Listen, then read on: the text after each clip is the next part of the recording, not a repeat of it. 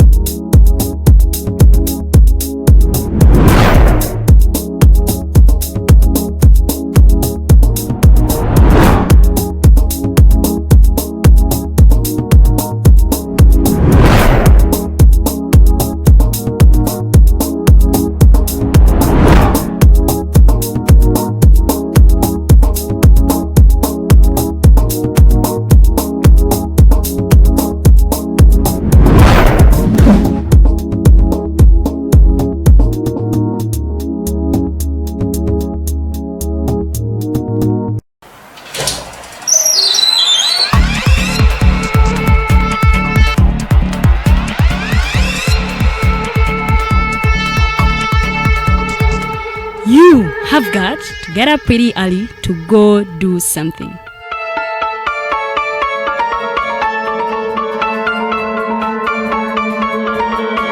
We are the Alternative Dig Talk.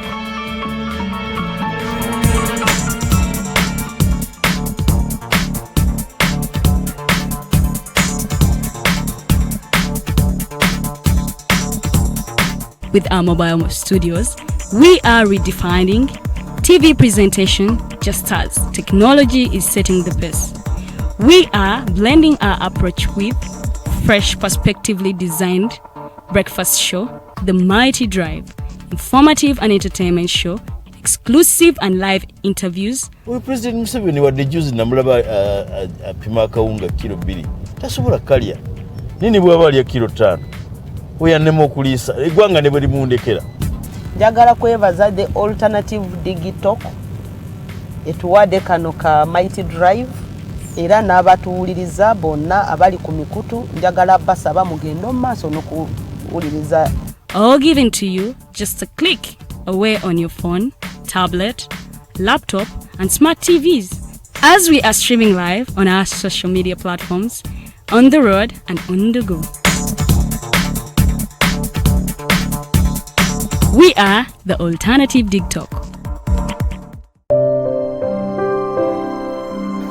Hey Ugandans, I'm Lieutenant Colonel Dewa Kiki, the Deputy Defense Spokesperson and actually the Deputy Spokesperson for the Uganda People's Defense Forces.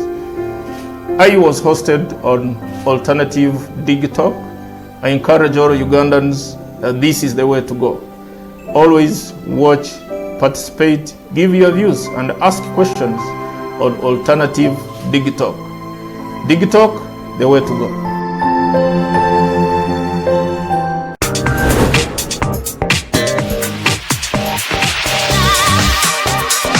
Hello beautiful people, you're welcome to the Snap Talk with your girl Teddy Tenjo every Saturday right from 6 to 7. It is your responsibility omwana wo kubeera mu nyumba nga teyasuze bweru mbo bamubanja rent. Koyo kulaba abalenzi abasajja abakunga mbutuufu tebabuulirirwa nga babulamu. Towerabira nti tuli wano ku the Alternative Dig Talk. Mukwano gwange gwali topic ki wandiyagadde twogereko. Is it about family? You can take your time, look for a job, stabilize, men will come, men will always be there, you will get the men. Bonna goyagala musajja yenna goyagala ojja mufuna. Embaga ketuuke bino bintu byasenga nawe ojja bafuna. Naye ng'oli asitudde tuyakedde ku macabaga nti nsitudde tu naye nga mutuufu agambye nti gy'akyali muto. Is it outside family? Is it society? Oh, could it be relationships? Just be commenting a topic yona gyandiyagadde twogereko tujjako tujogera kwano ku the Alternative Dig Talk ku share enganzi the Snap Talk.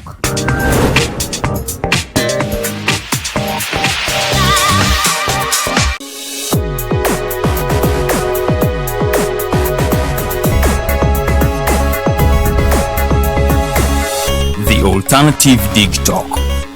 Real issues, real talk.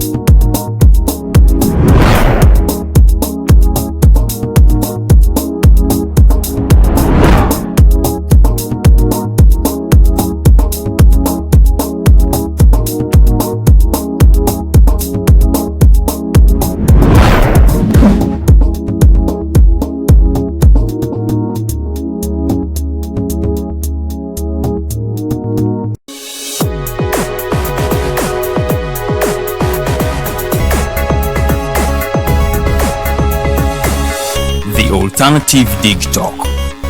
Real issues, real talk.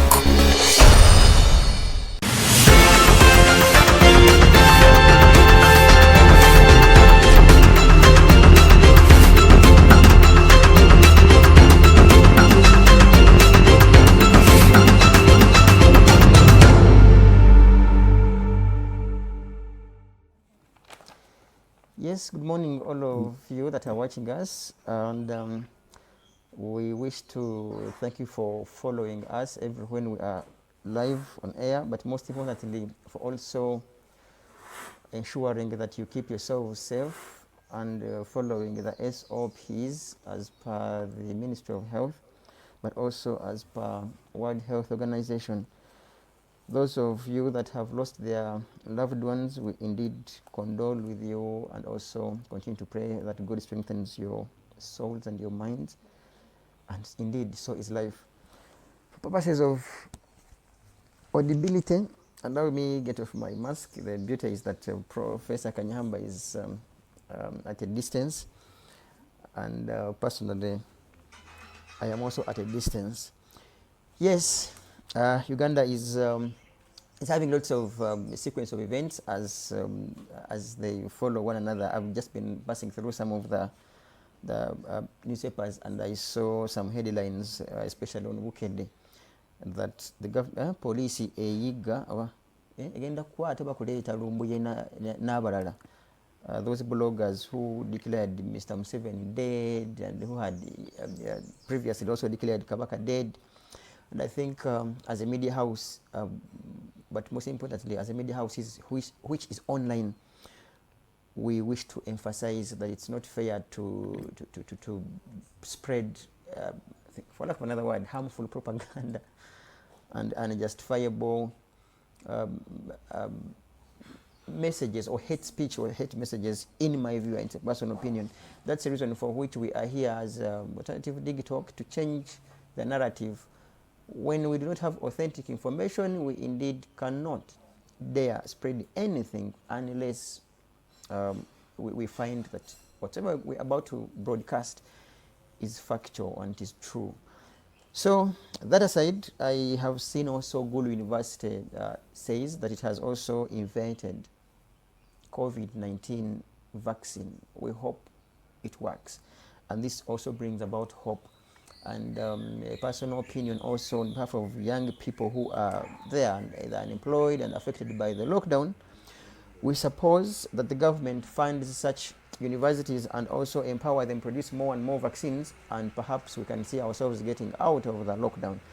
We're coming back we're here for the fourth episode of challenging a presidential election with Professor Wilson Kanyeihamba. Prof, I wish to ask you that you say hello to our viewers, and then there are some burning questions in regards to your page 36 of your book, 33 rather, 33? 33 to 36, and then we shall proceed, sir. Good morning, Norman, and good morning, viewers of Alternative Digital. I greet you all. I also join Norman in sending condolences to all those Ugandans who have lost their dear ones, their friends and acquaintances. I am, of course, one of them. I have lost many of my good friends, contemporaries and younger, and it's really a terrible thing, which we can't blame on the government, wherever it came from. Even the Chinese cannot be blamed. Nature or God decided to punish the world in this way, and we have to accept the fact. We have commended the government, particularly in the measures it's putting up to minimize infection of the virus. It's made some mistakes, as politicians have observed, in areas of providing for the people, particularly the food, but it's not made of angels. The government of Uganda is human, and we expect it to make mistakes and errors here and there. But that does not detract from the fact that they are totally committed and they have shown total commitment to the minimizing of the effects of this terrible virus. Thank you very much. Humbled, sir, a quick one. What do you mean when you say God seems to be punishing the world?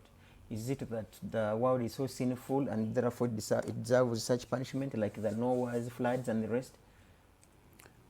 Well, we Christians, I'm a Christian, we believe that things don't happen by accident, that whatever happens in the world is ordained by the Almighty God, and we have read in the holy books how he used to punish sinners, and even innocents would die, as an example of people who disobey his orders. And therefore, we who believe in Almighty think that this coronavirus must have come to teach us a lesson and to turn back to the ways of the Lord. That's what we believe in. And as Father Saturn said once, if you believe, you don't need an explanation, so I will not give you one. And if you do not believe, no explanation is logical or possible. Okay. Those of us that are prayerful and also, okay, believers, you can continue praying for the world so that God takes away the punishment, if that is a punishment per se. Prof, let's go direct to a question that came when we left here. That why do you think that Kyagulanyi's legal team lacked professional constitutional lawyers?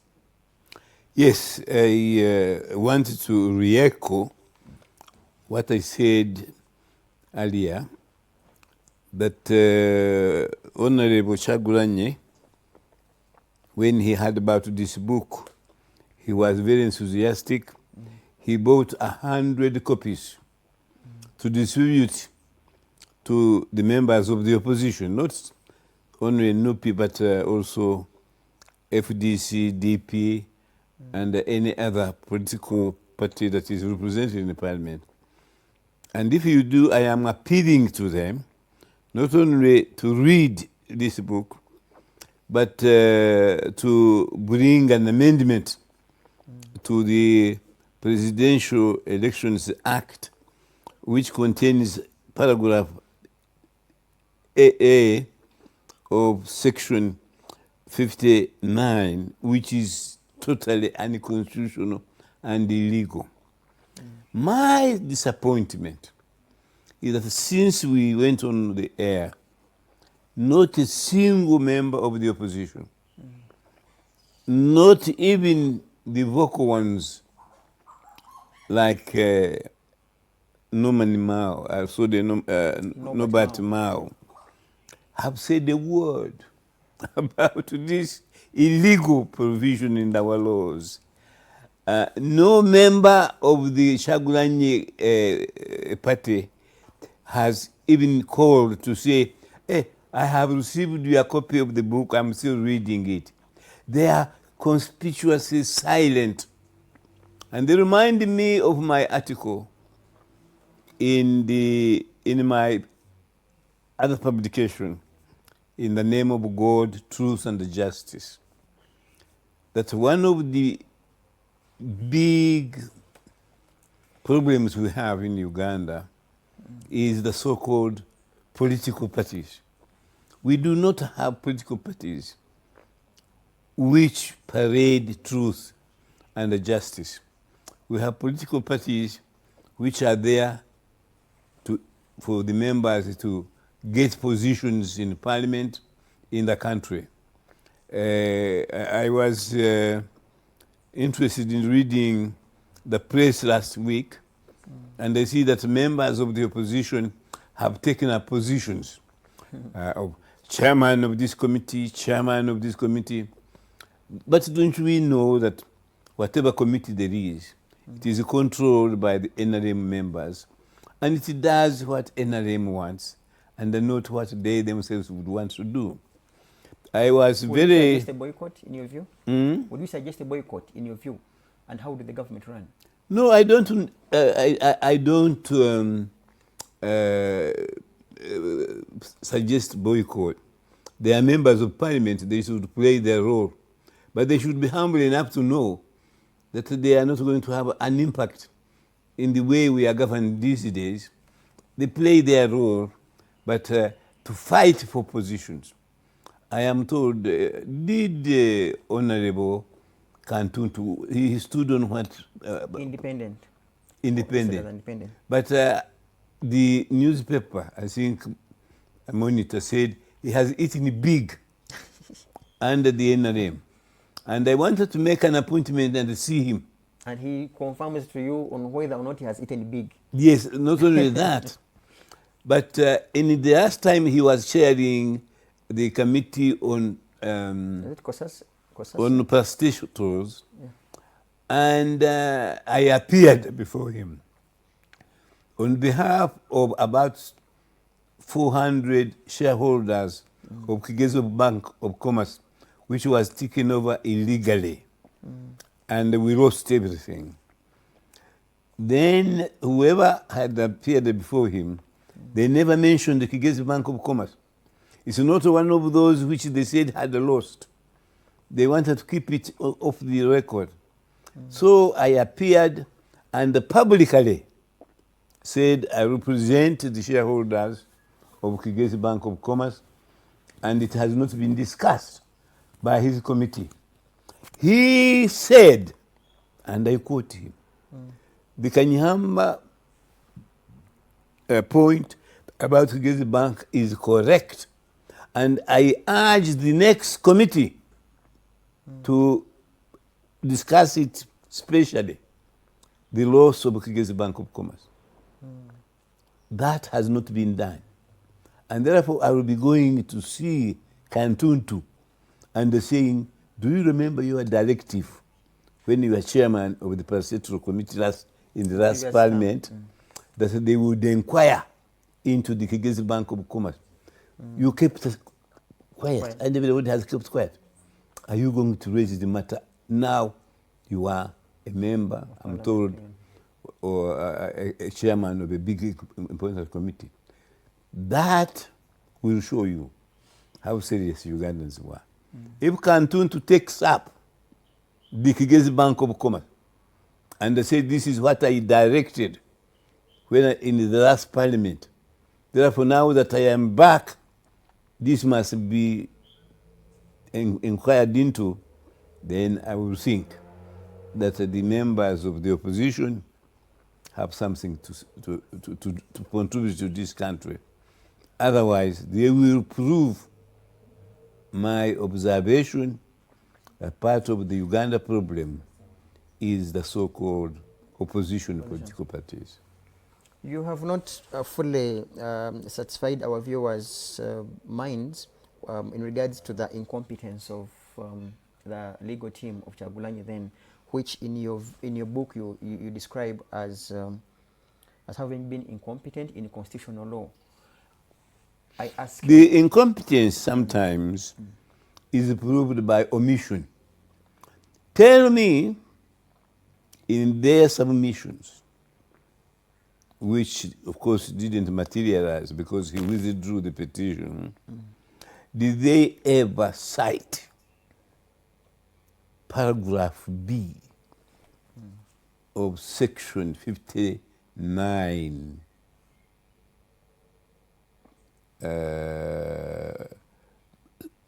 6 of the Presidential Elections Act? Because if you're a good lawyer, as I was, and I still am, you don't leave any stone unturned in furthering the cause of your client. So that should have been number one. to say we challenge the results of the petition because the judges were influenced by an illegal provision in the Constitution. If you are silent on an issue which is material to your arguments, to your submissions, that is evidence of incompetence. Secondly, I think I told you that both, I don't know whether the mayor was representing Kyagulanyi. No, he wasn't. But I saw him present at the court. Then Segona. Yeah, he was the lead counsel. I sent them a book, each of them to their chambers. I went personally in my wheelchair, and they were delivered in my presence. None of them has commented whether this booklet is rubbish, whether it contains substance, whether they are going to do something about it. They have kept quiet. Why? You ask yourself, when food, when you are given information, and you don't use it or comment on it either positively or negatively, that is evidence of incompetence. Do you want me more to give you more evidence? I think that is enough. In the same line, how different could you would you handle this if it were you as a lead, as Kyagulanyi? For me, that would have been number one. On my grounds of challenging a presidential election, ground number one would say that the law used to influence the court is unconstitutional. And if you are implementing unconstitutional law, that is not law, and that is not, you cannot be challenged. I would have put that place number one. President Museveni publicly said that the election of 2021 had been massively rigged by Kyagulanyi.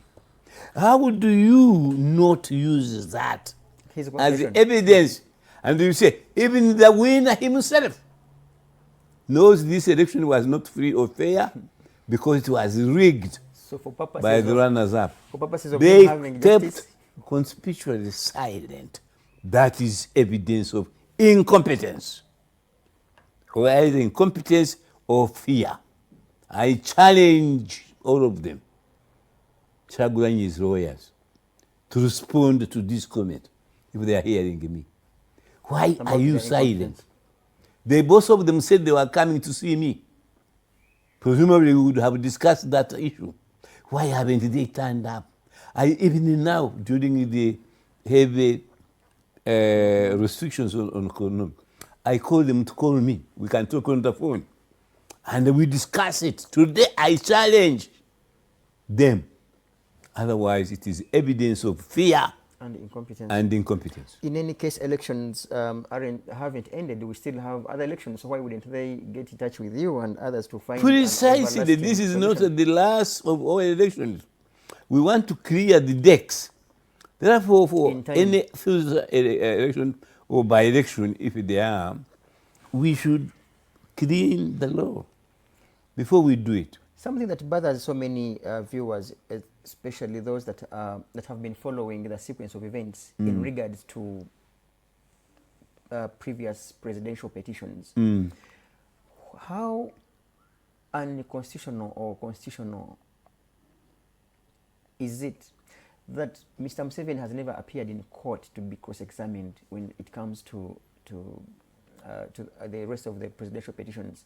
What, as a legal mind, would you compel him to come? If not, why? Or is it illegal? Because he hasn't appeared. The question is, have they ever invited him to appear and he refuses? Because we can't blame the courts. The courts have never been asked to force him to go there. He hasn't. In 2006, they did. He's not above the law. The president, in his position as head of government and the leader of the political party, is not above the law. So you ask all those lawyers, why haven't they ever called him? Because they formulate their pleadings in such a way they avoid a clash with President Museveni. Therefore, they are always very easy on him. I have asked for me, I can quote for you. Even in our cities, I have requested to see President Museveni in my capacity as a former supporter and the minister of his. But he doesn't allow me. So I say so. Let those of the opposition say, we wanted Museveni to appear, and the court refused, or we refused. They haven't. In the petition that you personally, among others, had, 100. yes, or 100 in 2006, Yes. which in your view and so many other legal minds say that's the first precedent. In regards to... And they explain why I regard it as the first You did. president. In the submissions, wasn't there any paragraphs or anything that was compelling President Museveni to come and be cross-examined? To which be, in the 2006 presidential petition. you know that presidential petitions are had mainly through affidavits. Yeah. There were a number of affidavits which claimed that Museveni had committed offenses, criminal offenses, during that election. That came in the affidavits. We had them in the court.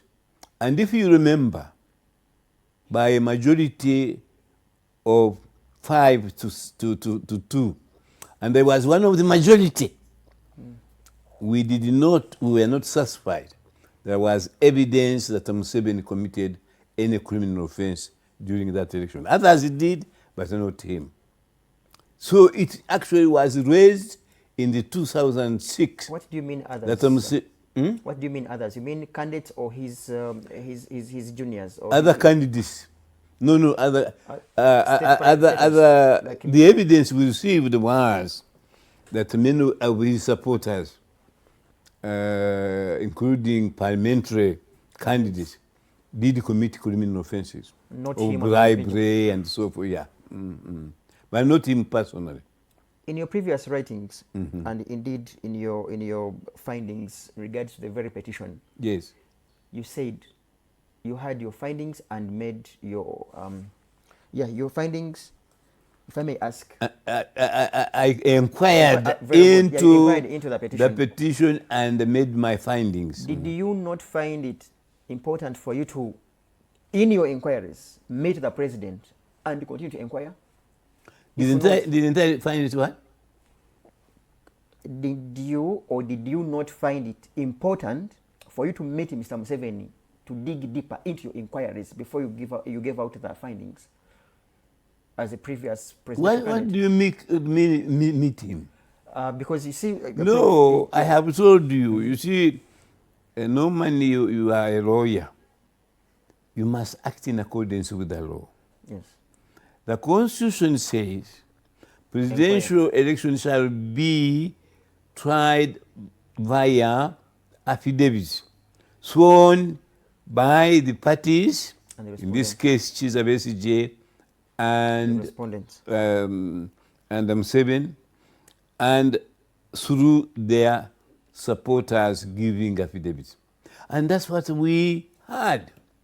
So to that extent, we had from President Museveni, because he gave an affidavit. You try these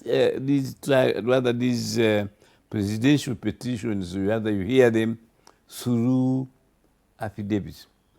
And the reason we did that is what I stated in this book.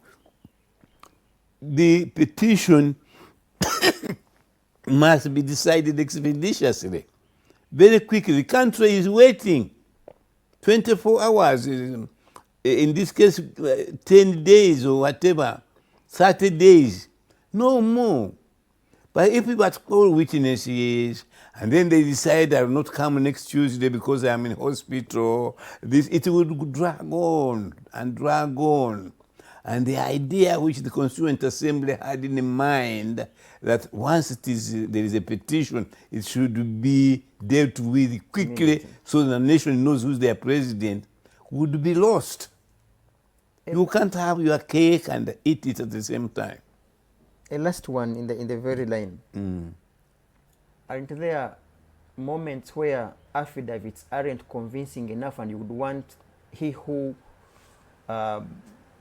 signed or swore those affidavits should come and substantiate on what is on paper? I entirely agree with you. And actually, in most cases, we discovered this petition is still alive. And as I have said in this book, either the petitioner is exaggerating his rights in order to win, or the respondents are minimizing the offenses they committed in order to win. That is why we put the responsibility of inquiring, not hearing. You don't hear in a petition, you don't hear witnesses, you inquire. In other words, if you look at that book, because I saw to Norman you had the time to read it, Justice Mulenga, the late Justice Mulenga, pointed out to me that Kanyeihamba, we are not carrying out, we are not hearing this petition, we are inquiring. Then he said, have you looked at that and that? These ones had not been submitted by the petitioner, his lawyers, or the respondents. But he went out of his way to tell me, have you read the Commonwealth report? Have you read this and that? You can use any report not submitted by any party. We called the witness. During that petition, we called an expert on statistics who showed to us, we were not convinced that Besigye had won. But we didn't believe him because there were so many other imponderables which he didn't cover. So that shows you the Supreme Court is free to go outside the parameters of the parties. And why I am saying this book, little booklet, is very important. The lawyers, especially now, the Law Society at Makerere have called me to give a public lecture. Because I'll give a scientific one on CV. But the president of the Law Society of Makerere has called me to give a public lecture to the students at Makerere, law students. And I hope I will speak about it. Unlike the members of staff, they have conspicuously ignored the presence of Kanyeihamba, who was a co-founder of the School of Law at Makerere. The other day, they were breaking ground for building a new structure for the faculty, because where they are is very small. Now, if it was in another country where there is civilization, where civilization is remembered, they would have called, let us call out the only surviving survivor of the founding of the school to be present when we are breaking ground for the new faculty. No, I don't think many of the lecturers in the faculty of law know even who I am. Many of them actually think I died a long time ago, talking about premature reports of death. So I am not surprised, and I am not really bothered about them now.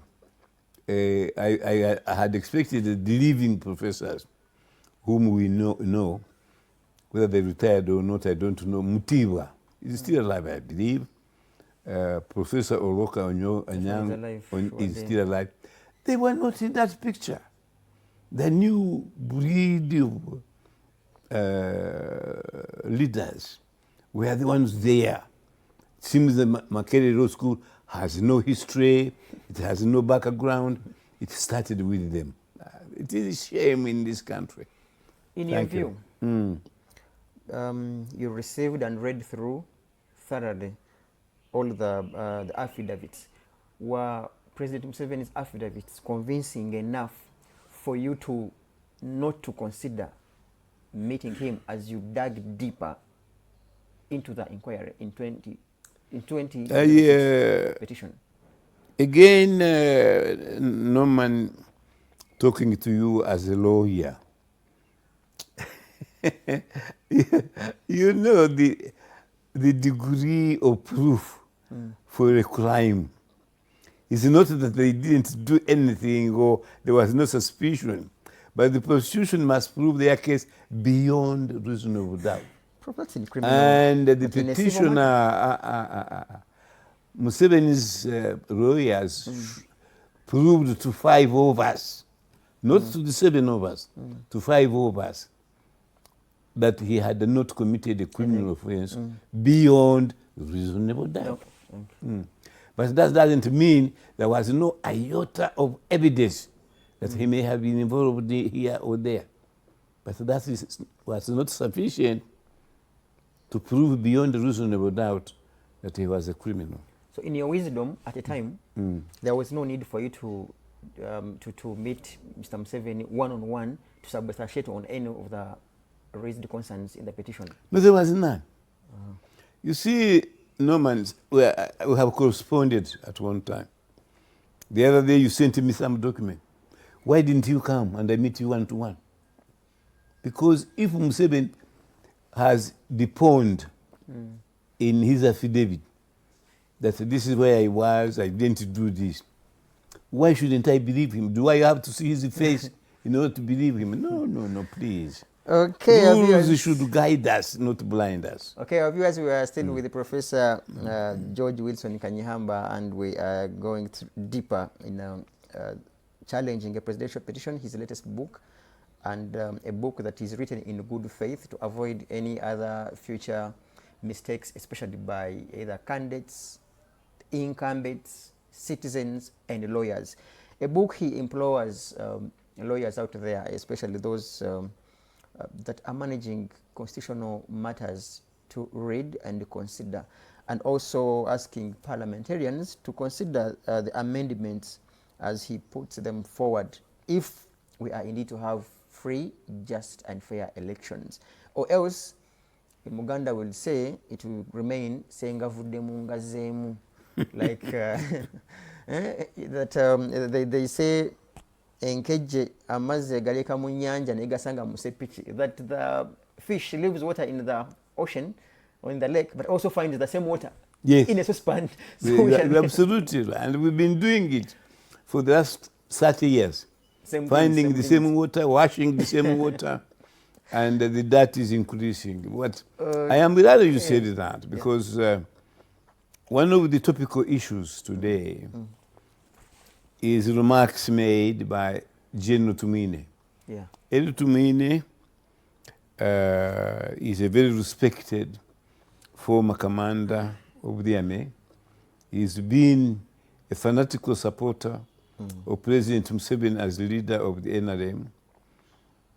And in his retiring message, he's said it is high time that President Museveni clear the decks for new blood. And Museveni is doing that. His new cabinet, including the Prime Minister, including the Vice President, are new blood. He has renewed cabinet. It's of a younger generation. Most of the ministers are younger people. The new Minister of Information, Honorable Dr. Sambode, I sent him one of my books from Chinchiz, what is his name? Yes. Mwebazi, the new minister, then Bahati, the new minister of commerce. They were younger children when I was minister. So Museveni is showing that the renewal of blood, new blood in the government is a good thing. And that is what I am saying in this little book.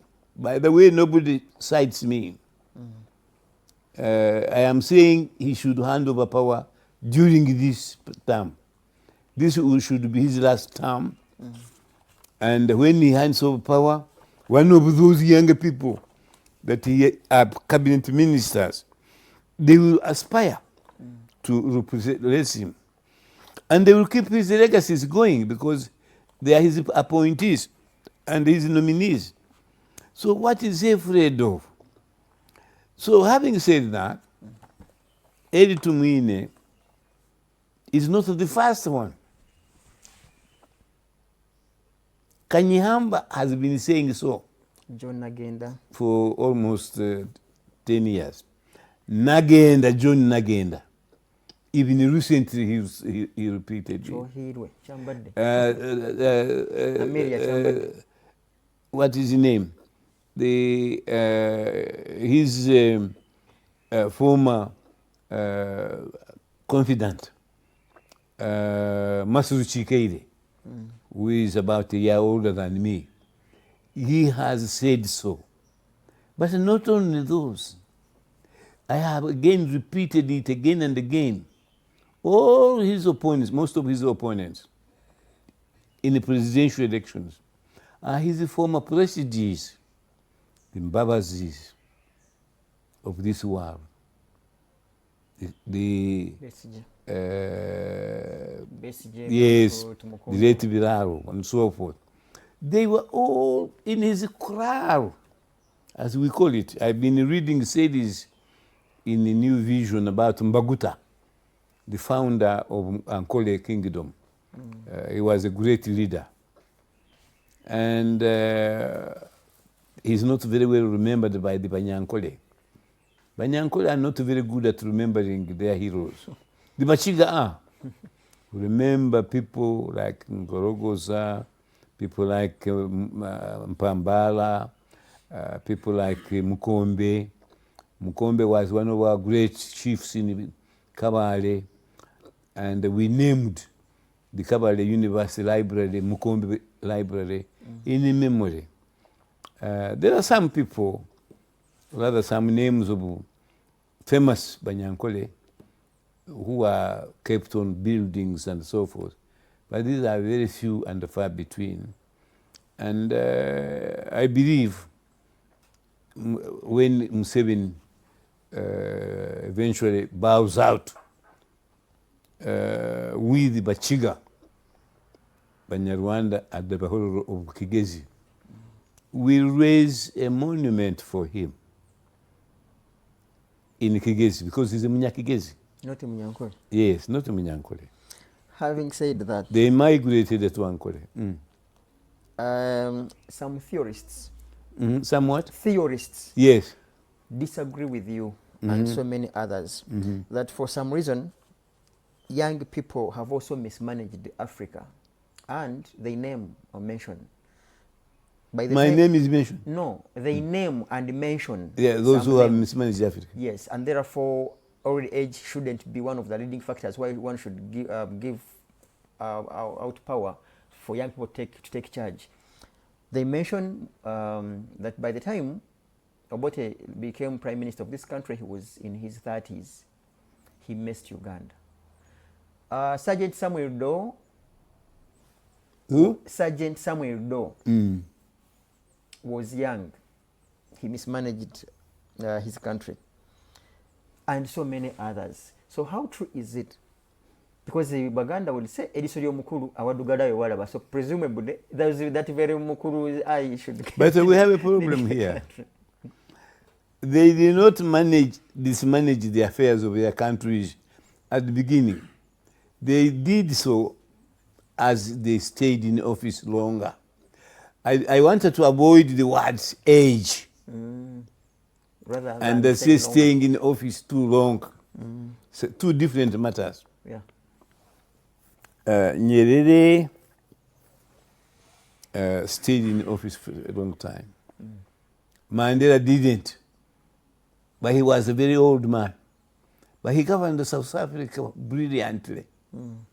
Museveni governed Uganda brilliantly for 10 years until he stayed in the office longer. So we must not mistake biological age with staying in office longer. If you start when you are only 20 and you are president, and there is evidence that some leader in the world has been 20, e.g. Pitt the Younger of England, but he didn't stay in office for so long. So you can start at the age of 20, govern the country 10 years, leave, according to our understanding of the 1995 Uganda Constitution, that 10 years is about right for a president, a one person, to remain president. After that, and Professor Oloko Nyango gave us a scenario of what happens when you stay in office longer than 10 years, 15 years, 20 years. You become a liability to the country. After 10 years, you begin to show signs of weakness with diminishing returns. Nothing to do with the age. Something to do with having stayed in the same office for a long, long time. What about experience? Familiarity breeds, what is it? Contempt or something. What about experience? Experience. Yes. That perhaps, because those are now... Experience for how long? Maybe for 30 or 50. No, you can't measure. Excuse me. What experience? Maybe the more what experience did Mandela have after only 5 years, for which we remember him forever? What experience did Jesus have after 3 years of administration when he became of age? What are you talking about experience? My goodness, no man, don't you really see? No, I will represent, by the way, Prof. I know you are representing the view. These are the questions people will ask. Because I don't want to and look like... And please bring them up. I am not attributing it to you. People will say, when Professor Kanyeihamba is a low down, they respect you because of your expertise, because of the experience. So when it comes to presidency, why do you want to push someone away who has simply, in his view, served the 30 years, and perhaps they want him to serve 40 to manage the whole sub-region? So I want you to tell me, why do they say that?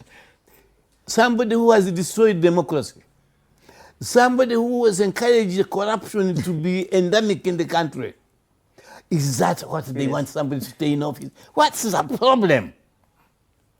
Don't they think of those things? We never used to have torture as a method of governance. Yeah. Now it's Under President Museveni, it is a way of life. I hope you have watched. Indeed, I talked to, he's a friend of mine. I talked to General Tumine when they started beating up people. I saw the police beating up people in the street with Chiboko. So I called him. He was Minister of Security. I say, Eddie, what's happening? Is this what we fought to bring into the country? And I say fought. For me, I don't know even how to hold a gun. But I helped the fighters. Therefore, I am one of them. So he said, George, and now that he have retired, you ask him what he meant. He said, George, these people are killing us with the guns. And when we use a menyafu, Chiboko, you are complaining. So he was just trying the menyafu, the Chiboko. But he forgot that he was a member of, I believe he was a member of the Constituent Assembly when we outlawed torture in its forms forever. Even corporal punishment. You cannot be even tortured if you are in jail. You cannot be tortured when they are being arresting you for a serious crime, including murder. It is prohibited. So my good friend El Tumini forgot why we made the constitution and why we didn't want the Obotes and the Aminis to stay in power. It was the same because they were torturing our people. Have you watched the suspects of the recent attacks on General Katumba Wamala? I am sure. Yes. And very sad. Yeah. And I'm sorry.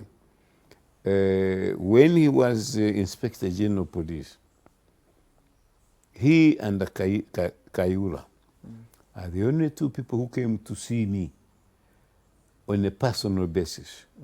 They were gentlemen. I was shocked to hear the attack on him, Katumba Wamala and the death of his daughter. Very unfortunate, most regrettable. Why usually you ask, why does the evil always visit the innocent? You can't help to say that in the case of Wamala. He really is a gentleman, he's done very well, and he's unassuming. And it is a pity that he's incurred such terrible loss. We thank the Lord that his life was saved. But I have known the attack, the death of Kawesa and the others, most regrettable. All this has happened during our government. I cannot be very, very happy that a government which I helped to build, a government which I helped to sustain, is capable of doing such evil. Or evil is done and it's umbrella. It is for a person old like me, it almost brings tears to our ears when we hear that things are being done in the name of the NRM, that during the just elections, Chagulanyi was hunted like an animal. Once saw he was attempting to go and speak to an audience somewhere, and in the road there were the army and the police with guns drawn to shoot anybody who would cross to go and hear him. That is very sad. And that is what is making people like John Nagenda, Eri Tumwine, and others to say, it's high time. We haven't had enough. Let our leader retire in peace. Okay, words of Professor George Wilson Kanyeihamba. We are going into a break of a minute or thereabout, and also we ask all our viewers to call our studio line 0789 017 145. I repeat the number, it is 0789 017 145. I am seeing Council Aaron Chiza watching, I'm seeing Tumusime Kato watching, Innocent Ainebiona watching from Boston, Nabuke Teddy Tenjo, then T10, some names, and then Jeremiah Muchibi and others. There is Peter, his other name, he's watching from DRC, and others. So let's come back shortly. Our number is 0789 017 145. Ask any questions about governance, constitutionalism, and general politics. And human rights. And human rights. We have the expert. For me, I came into the Uganda government not because I was a politician, not because I was leading an army,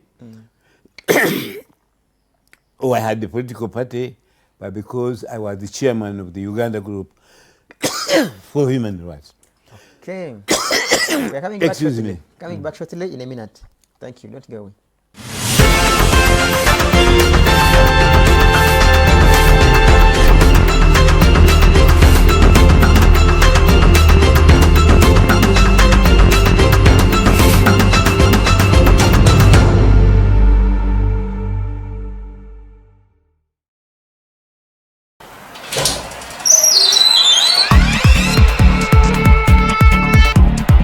not corona. I don't think so.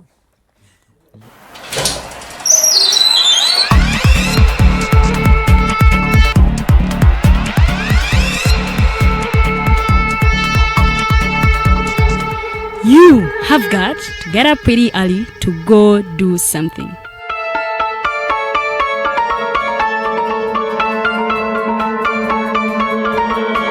We are the Alternative TikTok.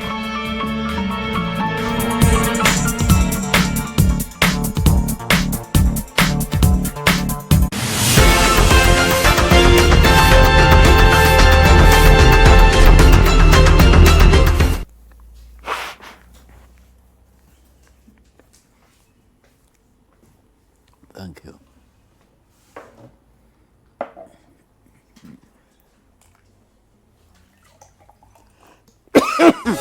The Alternative TikTok.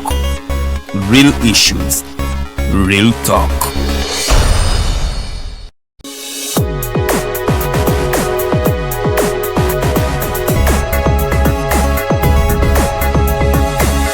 The Alternative TikTok. Real issues, real talk.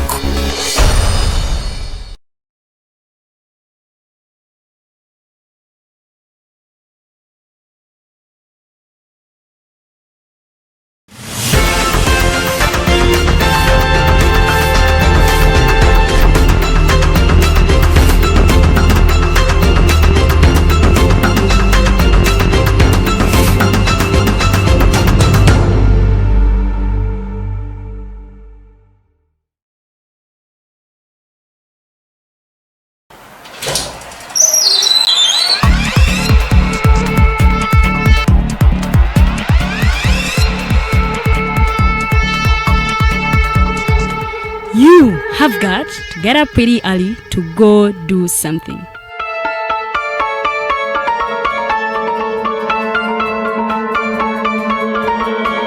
We are the Alternative TikTok.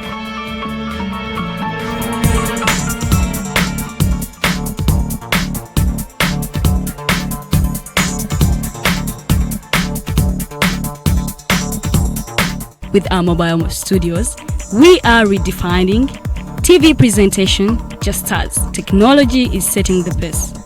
We are blending our approach with fresh, perspectively designed breakfast show, The Mighty Drive, informative and entertainment show, exclusive and live interviews. We President Museveni wadde juzi namulaba apima akawunga kilo 2 tasobola kalya nini bwaba alya kilo 5 oyannema okuliisa eggwanga ne bwe limundekera.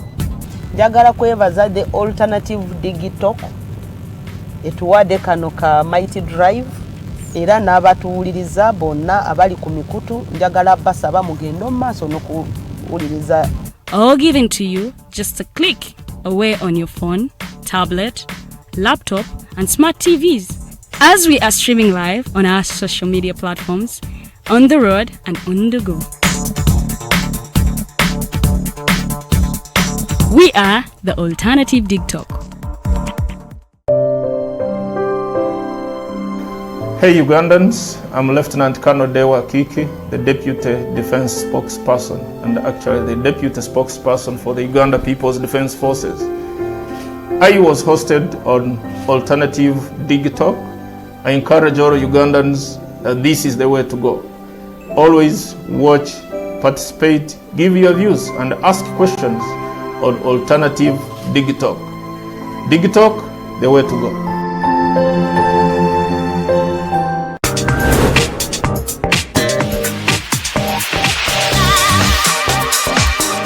Beautiful people, you're welcome to the Snap Talk with your girl Teddy Tenjo every Saturday right from 6 to 7. It is your responsibility omwana wo kubeera mu nyumba nga teyasuze bweru mbo bamubanja rent. Koyo kulaba abalenzi abasajja abakunga butuufu tebabuulirirwa nga babulamu. Towerabira nti tuli wano ku the Alternative TikTok mukwano gwange gwaliye topic kiji wandiyagadde twogereko. Is it about family? You can take your time look for a job, stabilize, men will come, men will always be there, you will get the men. Bonna goyagala musajja yenna goyagala ojja mufuna. Embaga ketuuke. Bino bintu byasenga na ojja bafuna. Naye ng'oli asitudde ttu yakedde ku makya baga nti nsitudde ttu. Naye nga mubutuufu agambye nti gy'akyali. Akyali muto. Is it outside family? Is it society? Oh, could it be relationships? Just be commenting a topic yona gyanjagadde twogereko tujjako tujogera kwano ku the alternative dig talk ku share enganzi the snap talk.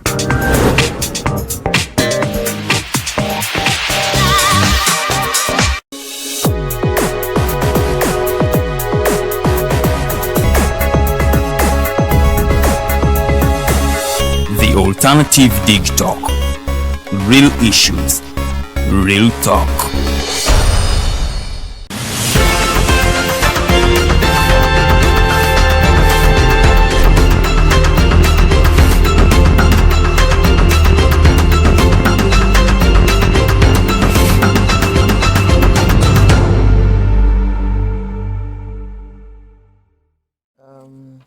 Yes, good morning once again. We are with Professor Kanyeihamba, and indeed we are digging deeper into on the how to challenge a presidential petition. He has given it his best to ensure that indeed Uganda gets justice in regards to free and fair elections, but also in general terms, good governance. I implore our viewers from wherever you are, if you are out of the country, you can use +256 789 017 145. But if you're in Uganda, you may not apply the +256 and rather dial 0789 017 145 and ask Justice Kanyeihamba any questions in regards to human rights, constitutionalism, good governance. We had stopped, on page 34.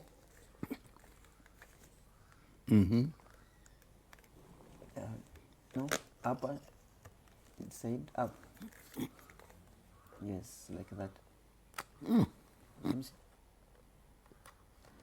Yeah, we try, let me I don't know, it is not see if it will work. Yes, it does. So we are beginning from page there, where there is a mark.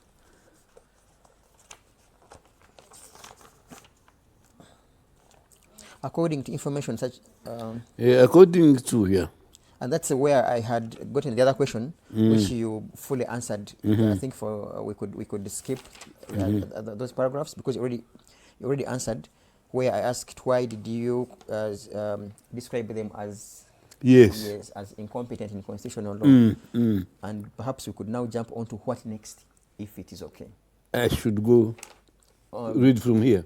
No, we could, because you already answered questions there, we could now go to what next. The second page. Oh, second page.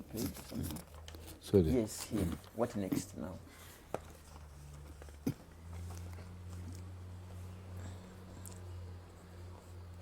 So, The after what we discussed last time, then I ask what next after all this.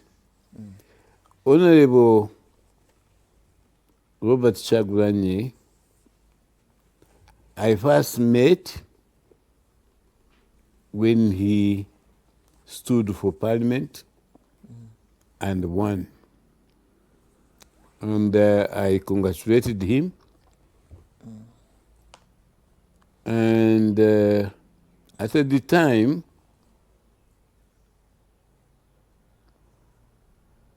my land view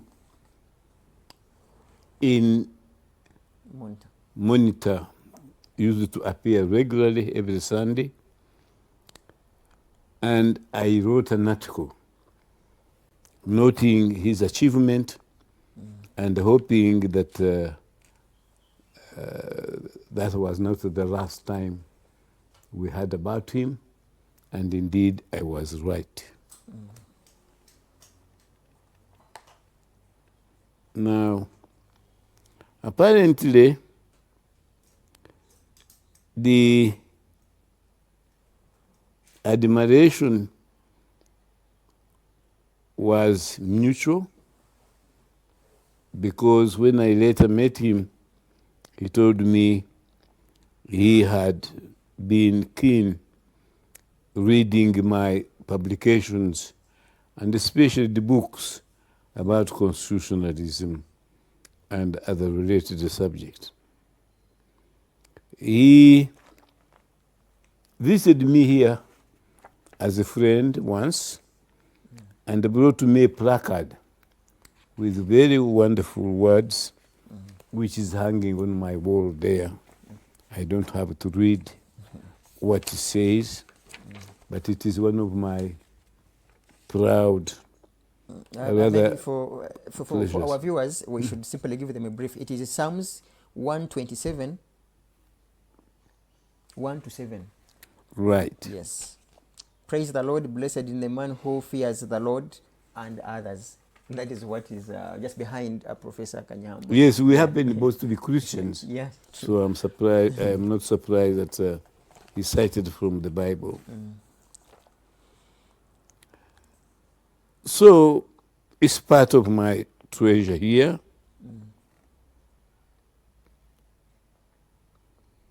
Now, I'm trying to look where I have stopped, yes.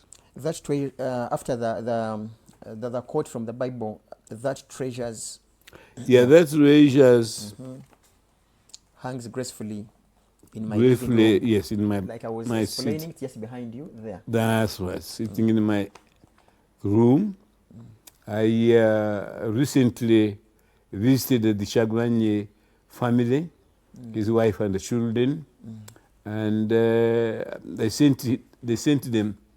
I gave them a painting by a Ugandan, which depicts 2 villages, and I jokingly said that it was a present from my village in Mpungu Kabale to his village where he stays. And there is a bridge connecting us. And the bridge that connects me to Chagulanyi and his movement is this quest for truth, justice, and transparency. He has shown that he has got all of those. As I said last time, when I visited him, he ordered 100 copies of this book,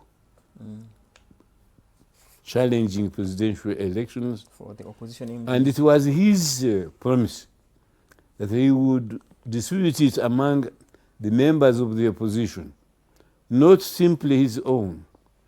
And they would, at the earliest opportunity, bring a proposal in Parliament to amend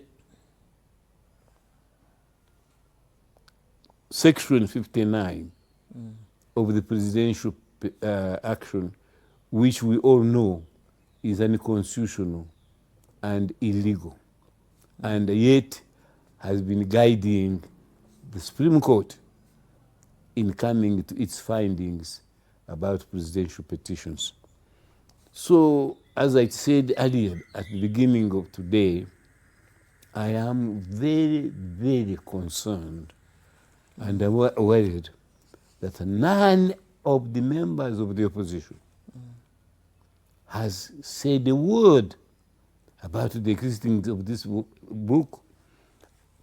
I am hoping that sooner or later, either through you or others, many Ugandans will get copies of this book. I have sent copies to very, very many people, including those who attended the launching of my book, Constitutional Evolution of Constitutional Law, Public Law and the Government.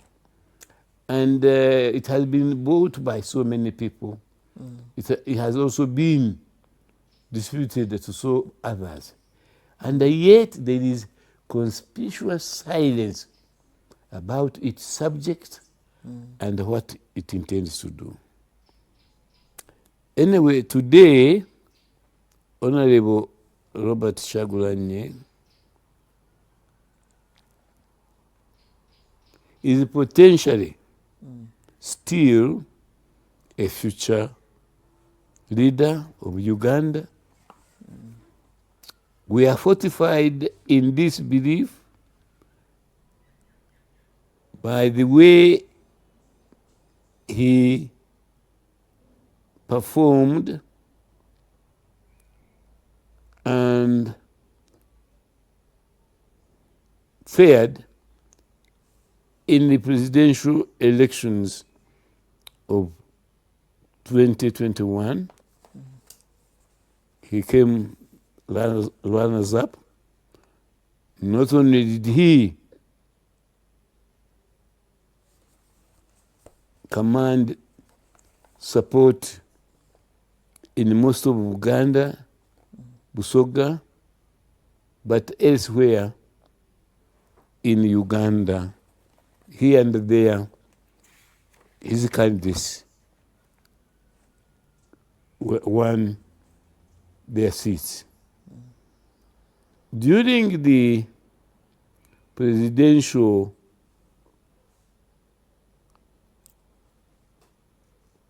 campaigns, Kyagulanyi was undisputedly believed, hated, and hunted down like a dangerous animal by the ruling party because they regarded him as the most formidable opponent among all the other candidates. It is not surprising that following the elections and the results, President Museveni remarked, presumably as a sigh of relief, that although he won, Kyagulanyi had massively rigged that election. If the police and the Electoral Commission believed President Museveni, then they would have immediately said we should hold another election because this one was massively rigged. But they didn't.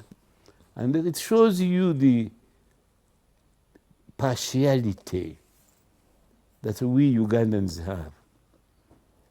That where somebody makes a wrong, but he is our friend or our supporter, we either forgive them or keep silent.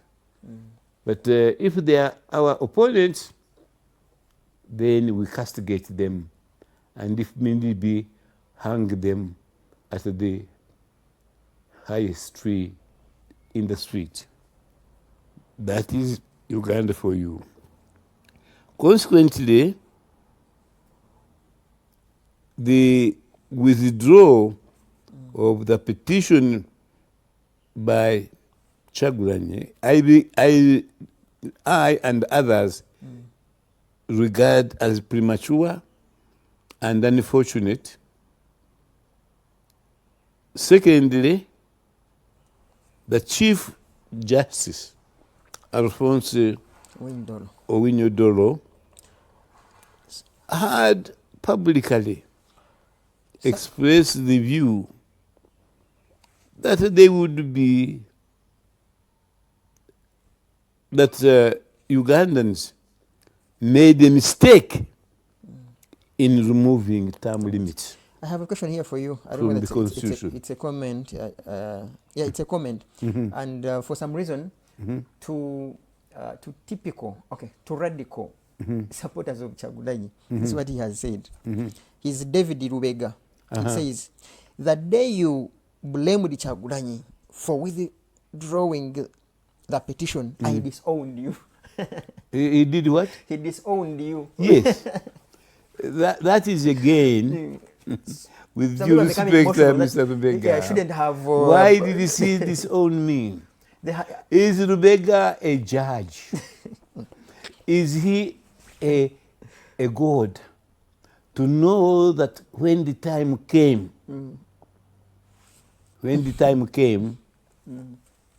the Chief Justice would be biased. You see, I did psychology. For example, Rubega, why don't you like me for saying that Museveni was wrong in saying that Kyagulanyi massively rigged the election? What do you say about that, Mr. Rubega? Yeah, by then he owned you. Before you say... Yeah, but that now, has he got me back? So, Mr. Rubega, I am asking you to change your mind. Repent. David Rubega. David Rubega. And like me, because I give 2 incidences where I believe the Chief Justice was correct and they should not be condemned unless he dismissed the petition. If you remember, had the Chief Justice been biased, he would have said, oh, good, you have withdrawn it. I'm very happy they had withdrawn. I remember one Chief Justice in 2000, one judge, I shouldn't say Chief Justice, one judge in 2006, trying to influence us, said, I don't think there is any substance in this petition. And we all said, we disagreed with him. So, when Museveni said that Kyagulanyi massively rigged the election, David, what did you do about it? Why didn't you call me on my phone and say, congratulate you, Professor Kanyeihamba, you are right.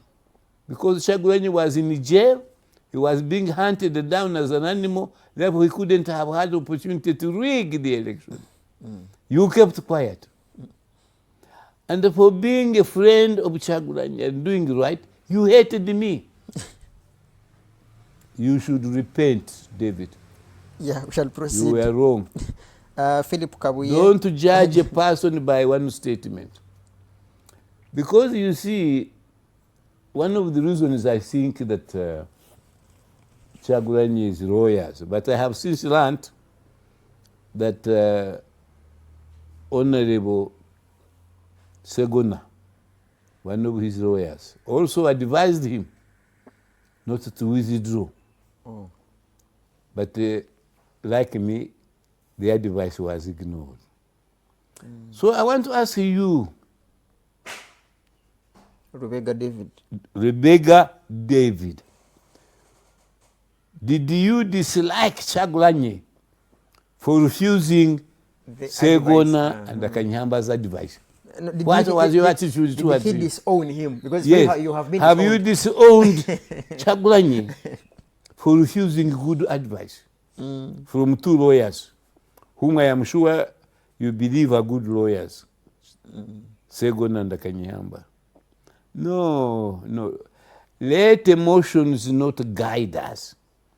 Let us be guided by reason and by truth. Thank you. Yeah, we shall proceed. We proceed. Sorry.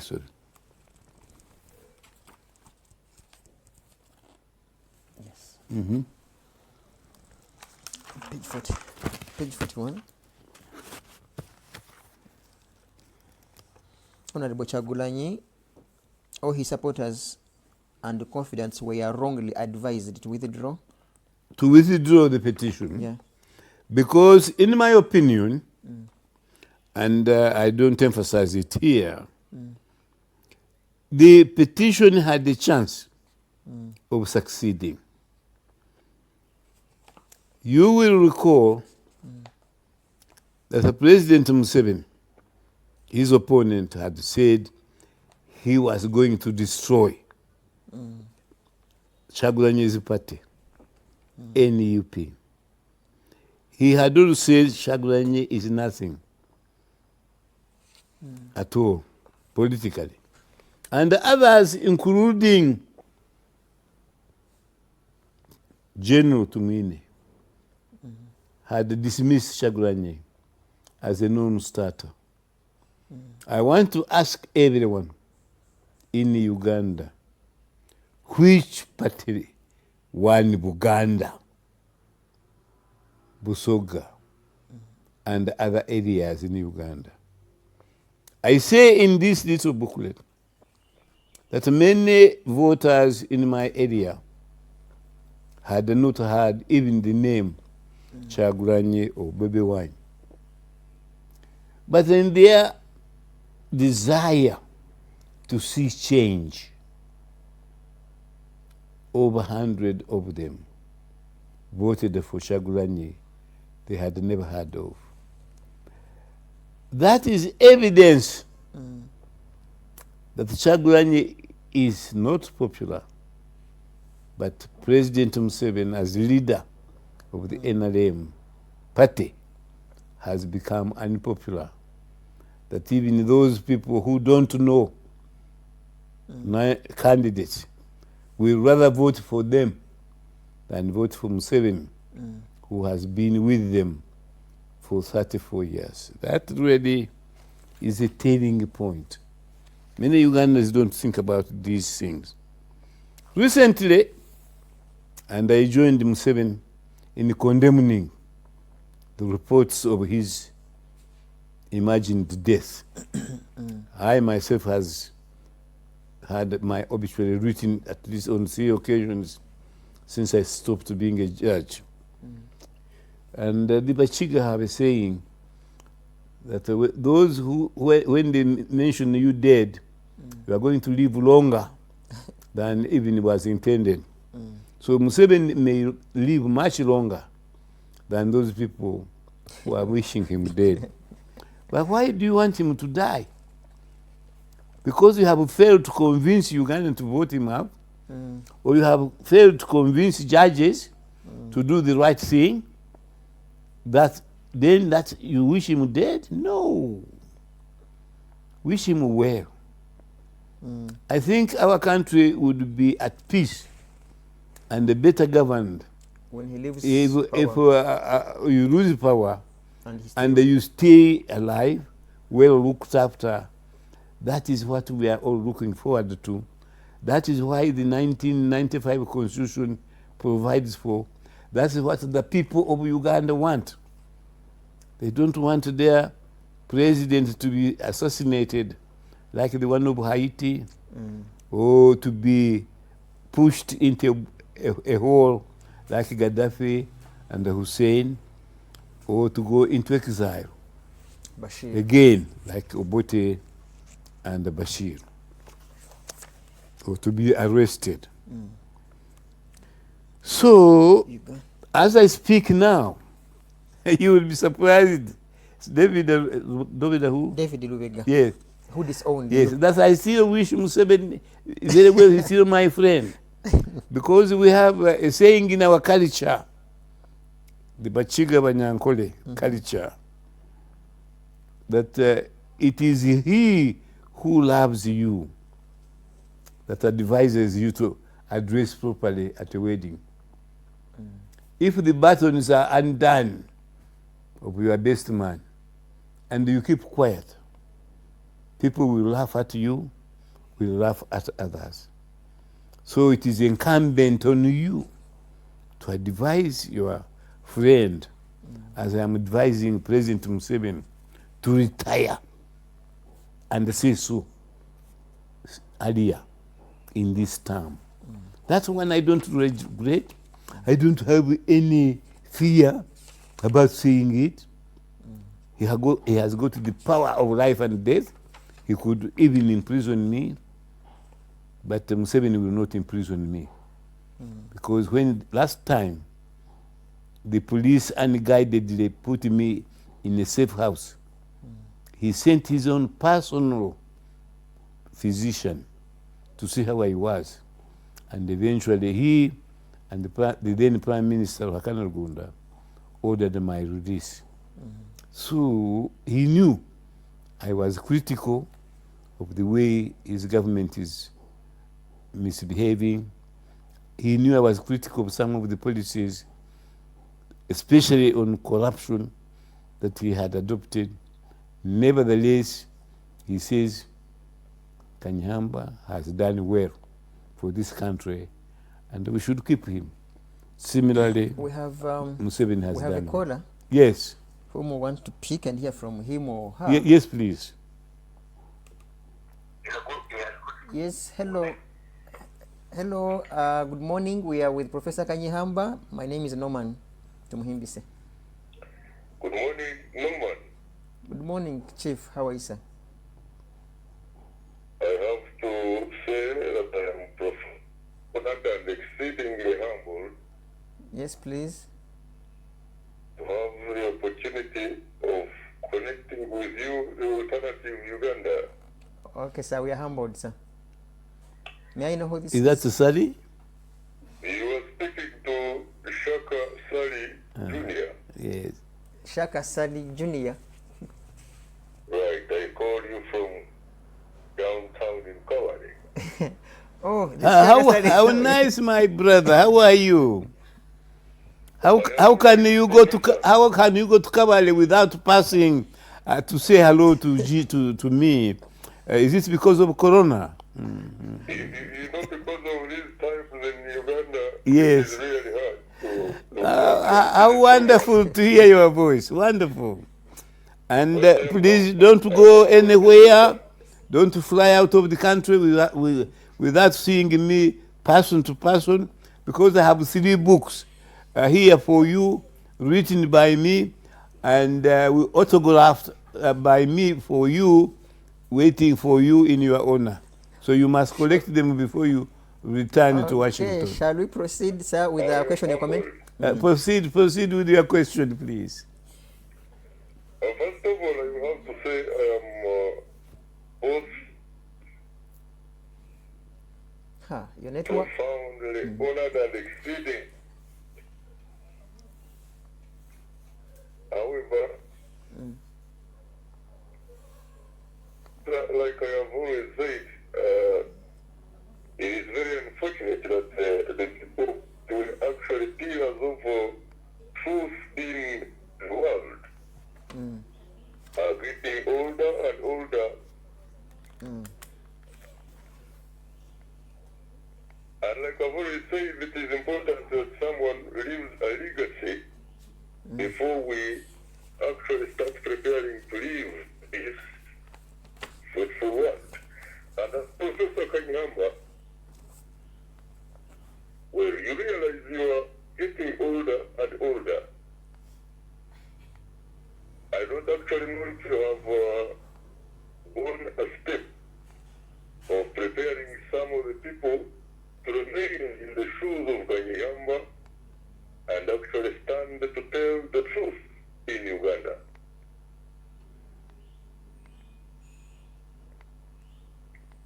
Norman, can you get me? Yes, We are hearing we you do. clearly. Yes, And just just a quick response on that one, we could, with the assistance of these younger people, including Normani, who is interviewing me.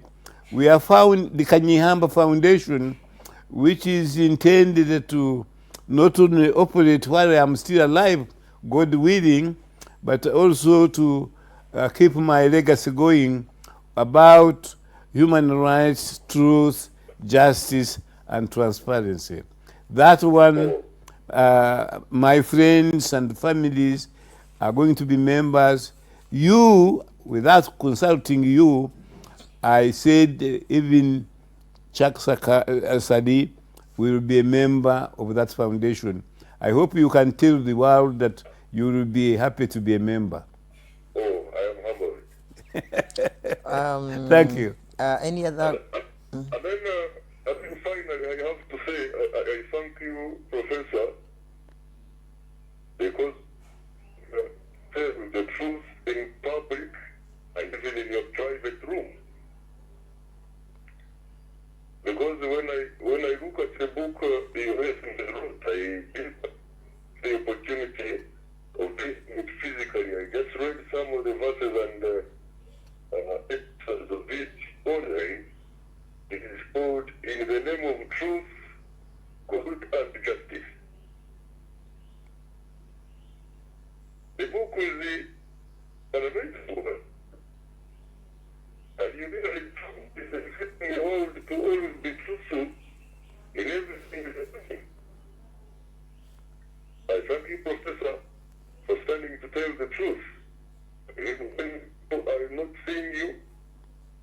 when you stand in the public, and as I've always said, the cover kid is always humbled to see a fellow from Rwanda, the great Kigali region, doing tremendous, and we wish you God's blessings. Thank you Thank very you, much, please. brother. Thanks I a lot. am humbled by those comments. Thank you. Okay, the question is about legacy, but which you already answered for. I think yeah, you have answered it. What have you done, or what are you preparing? This one have answered. And he commends you for that book, In the Name of God, Truth and Justice, on how you encourage people to tell the truth. And he adds that you don't only tell the truth outside, but even in your private rooms or even near your home, truth is truth. It's in your DNA. We shall proceed. Yeah. Ugandans should not be persuaded by people. That's 41. Not be persuaded by people. Sorry. The last paragraph on page 41. Ugandans should not be persuaded by people who say Chagulanyi is... Who says Chagulanyi is a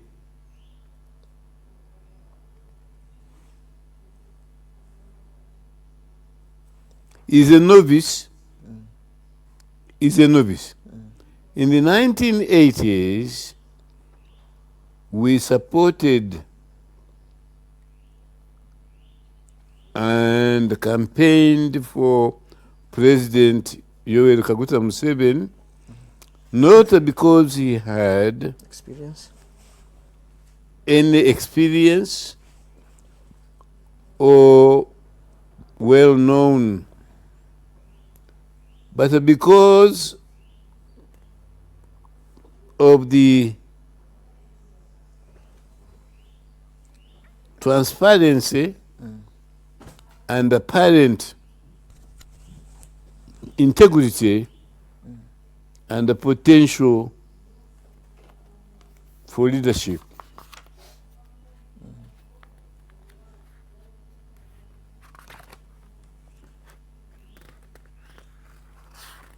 In leadership of the country.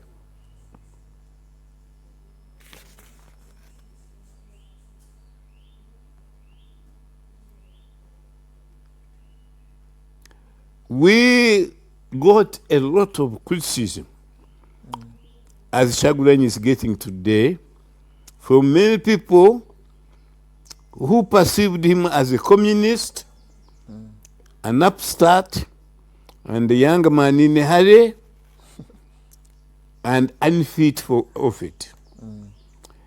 The UPC and its leadership described Museveni as a bandit and hunted him down. His escapes and episodes are to be found in his writings, especially The Mustard Seed. Now see where he is and see where we are. We are not happy that he should continue in office, not because he's a novice, but because when people have been in office for a long time, like he has, they begin to lose touch with reality. They begin to show diminishing returns, and as one Uganda scholar has said, they begin to become a liability to the nation. And this is not the opponents of Museveni who are saying so.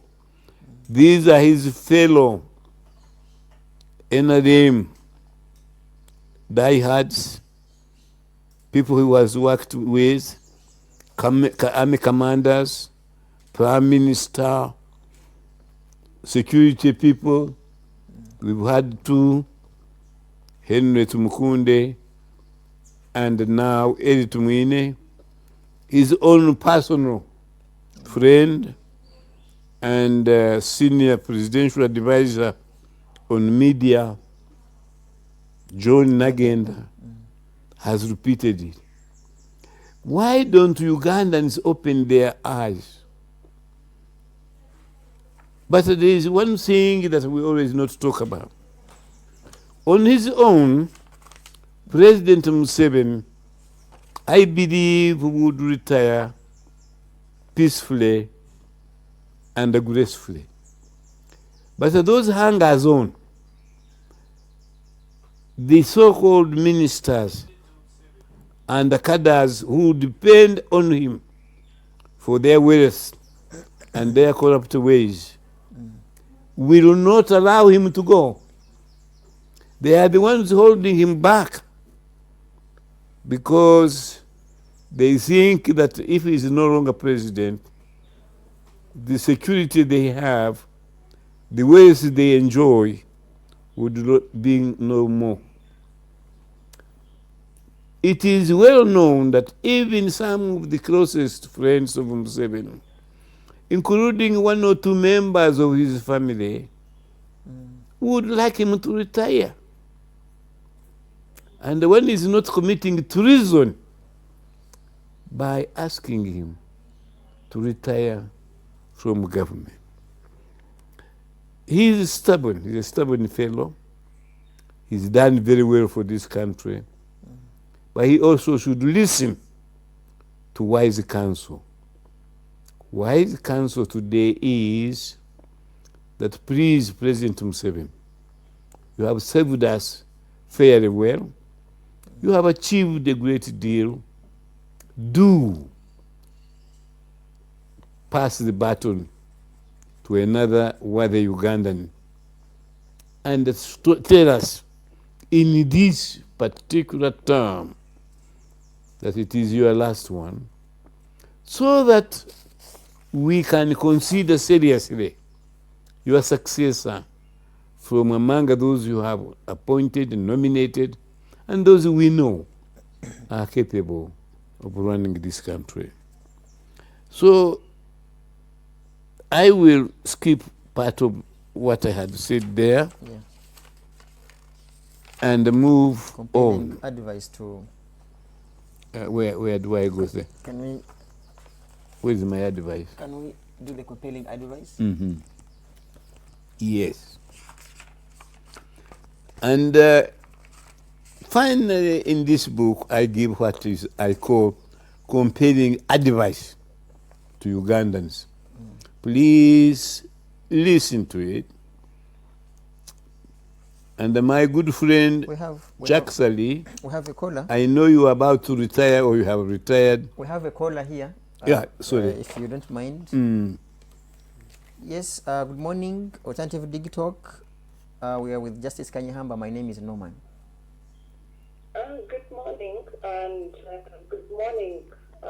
Good morning, ma'am. My name is Kovia Arinetwe. Like I have said previously, I love to follow your show, and every time I'm watching you and listening to what you're saying, I always want to associate myself with the human rights issues that arise from your discussion. So this morning, I listened to you speak about torture and how you guys did not fight to bring the kind of governance, like having torture as a method of governance and democracy. However, I want to bring myself to the law. We have the Anti-Torture Act. Of course, the law resides with the courts, and we know that the courts are custodians of the law. But we've seen a number of torture victims being brought to court. Just to think about the most recent example of the Katumba assassins who were brought to court with all sorts of burns and wounds, and they could hardly even walk. not seen courts come out to talk about this kind of torture because I fail to understand the role of the court in such torture, visible torture, not just psychological, because psychological may be hidden, but these are physical and visible to everybody. And you're brought before the courts of law, and they do not pronounce themselves on such acts. I would like to seek your indulgence on this. I would like to seek your opinion on this. And what else can courts do in terms of this? Because these are things that keep happening, but we don't see the courts coming out, being the custodians of the law, because the law is in place. It's brought before them. Continue to study, either remand them without specifications on medication, on treatment, without bringing security people, the perpetrators, to court. We want to hear courts pronounce themselves on this as human rights activists, as human rights defenders. And lastly, I would like to bring myself to what you've just spoken about last, about President Museveni and his retirement and his handover and all these things. I think it's high time we stop blaming people who are surrounding him. Should we say that President Museveni has lost his sense of self-realization, that he now needs people to really convince him? He speaks of integrity. Has he lost his sense of integrity? And that he relies on what other people tell him? I think at a certain point, at a certain age, like people say, age is wisdom and all these things, there are certain things we expect people to realize on their own and not necessarily have to listen to people saying, you can push on, you can push on, and you can push on. I think he needs to recover his sense of realization if he has lost it. Thank you very much. Thanks for watching and also calling. Yes, we shall Thank you very much, sister or daughter, as the case may be. Most likely daughter. I am very humbled by your comments, and they are apt to everything I am thinking about and I'm writing about. I think President Museveni no longer listens to advice which would suggest that even his own supporters are fluctuated. I have enumerated all those close friends of his and the workers who can there be a breakdown? Yeah, in a second. We are coming back shortly. Just in a second. One second. How about? And,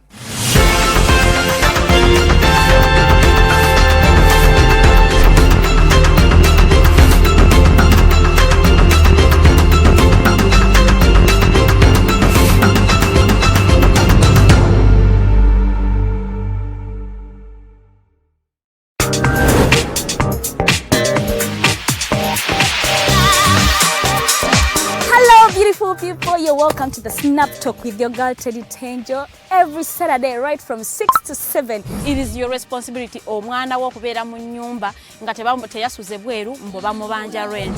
Koyo kulaba abalenzi abasajja abafunga butuufu tebabuulirirwa nga babulamu.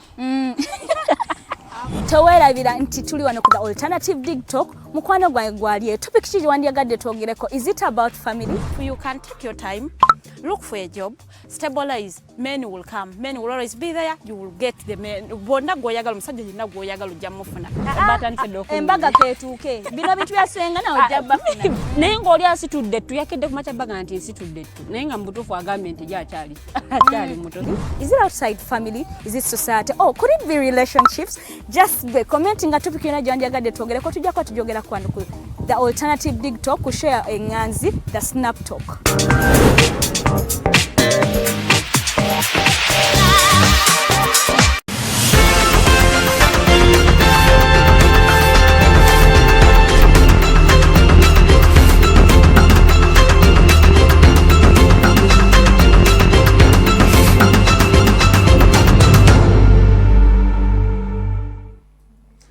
Okay.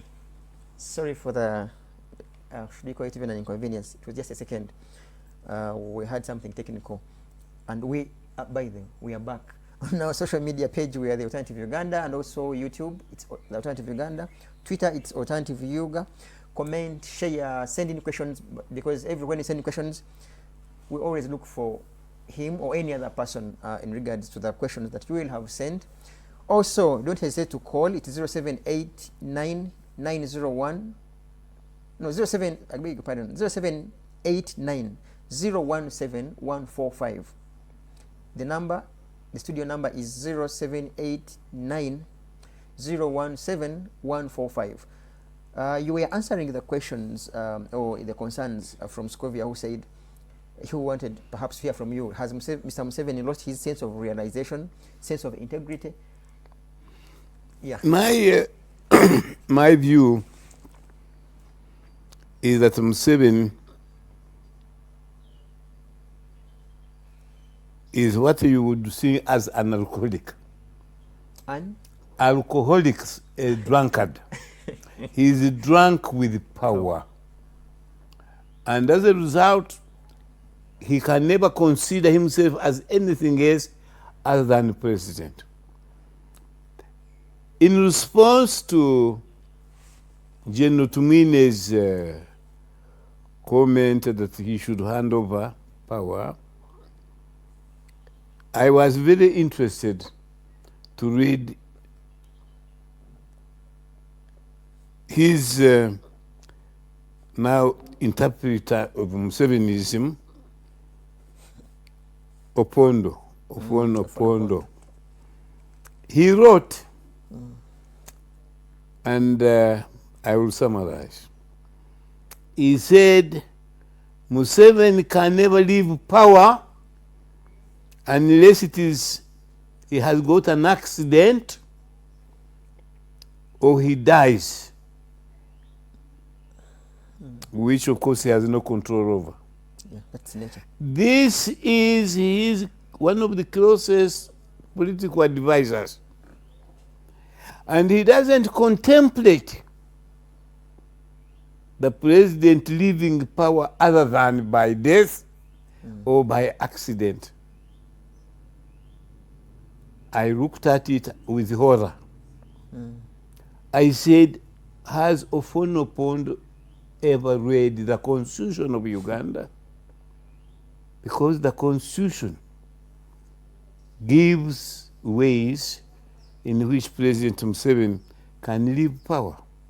One of them is by impeachment by the parliament, which he has filled with his own nominees, or by being convicted through impeachment. Those of Opondo has withdrawn from the Constitution. In my latest publication, Evolution of Constitutional Law, Public Law and the Government, I say that in most of Africa, the sanctity of the Constitution has been ignored, and the Constitution is now regarded just like an ordinary statement of policy. You take it or leave it as you wish. There are no sanctions. That brings me to the most important thing you asked, the role of the judiciary. When I led the team of lawyers to bar the former Chief Justice, Odochi, from becoming Chief Justice after retirement, my mind went to what did he himself, what advice did he give the president when the president renominated him to become Chief Justice again after retirement? That's the sense of integrity that the caller was talking about. Oh, sorry. No, I mean, that's the sense of integrity that the caller was talking about. Precisely, that's what I'm talking. So what did the Chief Justice himself do? He agreed to be nominated. That is a lack of integrity. Norman, this system has let me down. I have wanted you to find out was the Deputy Chief Justice of today, Butera, Richard Butera, who used to be my DPP, was he confirmed by the Judicial Service Commission as the Deputy Chief Justice? Because the information I had was that it is only President Museveni who appointed him Deputy Chief Justice without the concurrence of the Judicial Service Commission. Now, if that is not true, rather if that is true, then how does Richard claim to be Chief Justice when one important step of appointment being confirmed by the Judicial Service Commission is not there? So I am saying that is a lack of integrity. For me, if I was Richard Butera and the Judicial Service Commission has not recommended me, I will tell the President, with due respect to Mr. President, you have left out one important step. I should be nominated by the Judicial Service Commission, and your role is only to appoint me. You cannot nominate me and appoint me. Otherwise, you are acting as the Judicial Service Commission and the President at the same time, which is prohibited by the law. So both are alive. Many of my colleagues have gone the other side, including the former Deputy Chief Justice, Chikonyogo. God rest their peace, their souls in peace. However, Butera is still alive, and Odochi are still alive. The question that you journalists, I'm not meaning you, Norman, alone, why don't you ask them? Why don't you ask Chief Justice, former Chief Justice Odochi, why did you accept to be nominated Chief Justice again when you had already retired? What did you tell the President? Justice Butera, you are now regarded as the Deputy Chief Justice. But we are told the Judicial Service Commission did not nominate you. How did you become? How did you agree to become Deputy Chief Justice? So what am I talking about? Integrity. Personal integrity of many of our judges and judicial officers have gone by the wayside. I came up with my report naming 7 judges and 4 magistrates as suspected to be corrupt on evidence, much of it given to me by the judges themselves. This former Chief Justice Katulebe handled the matter. He's not supposed to. He's supposed to report my report, to hand my report over to the Judicial Service Commission. He didn't. Then I was interviewed by the Judicial Service Commission about those names. I gave the evidence. I don't think the current Judicial Service Commission ever looked at my report. It was cleared administratively. So some junior registrar made the decision. He cleared all the judges. That there is no evidence whatsoever that they were corrupt, incompetent, or unqualified. And Kanyeihamba was only speculating.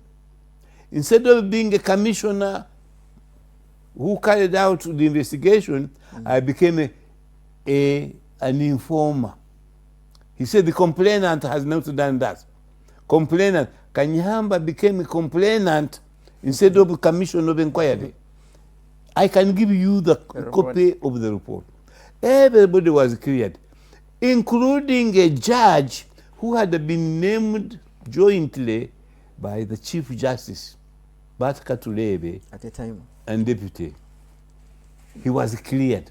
There is this question for you. So what am I saying to our lady? The judiciary is no longer the judiciary used to know.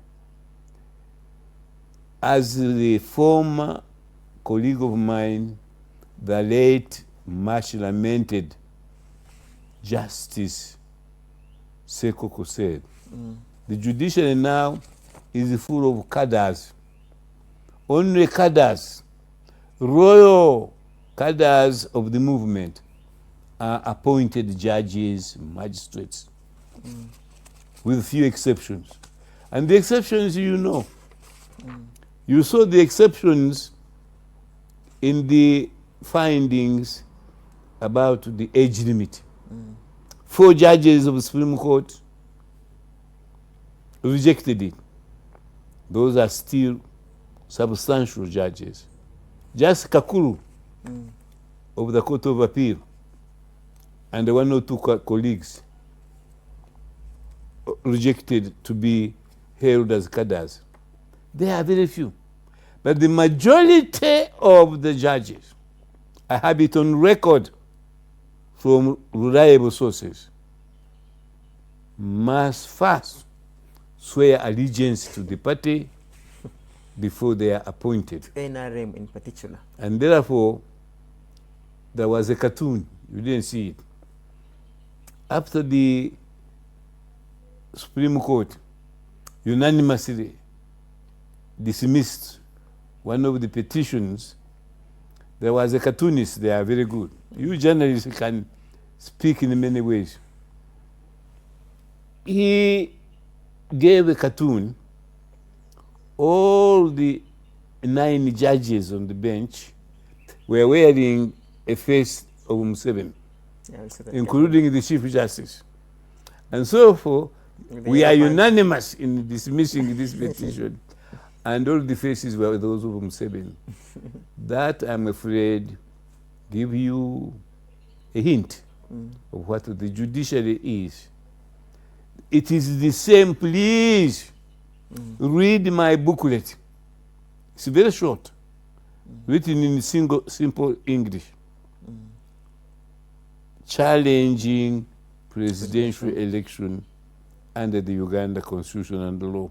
Please, anybody who considers is who and believes in good governance in this country, read that booklet, which has been serialized in these cities. Get a copy. A quick one. If you don't get a copy, you can ask Norman, you can ask the printer Mika, you can ask me on my phone, and I will send you a copy immediately. 3 questions as we close. 1, can integrity be restored by a third party? If Mr. Museveni behaves like, okay, he's drunk with power, and therefore to many has lost his sense of integrity, can it be restored by a third party? Integrity is part and parcel of a person's character. So if we got another man who has got integrity, then he will govern Uganda properly. But if he is corrupt, you can't make him uncorrupt. President Museveni, ever since the 1980s, have been saying that corruption is the evil that I have to fight. Every year in the State of the Nation statement,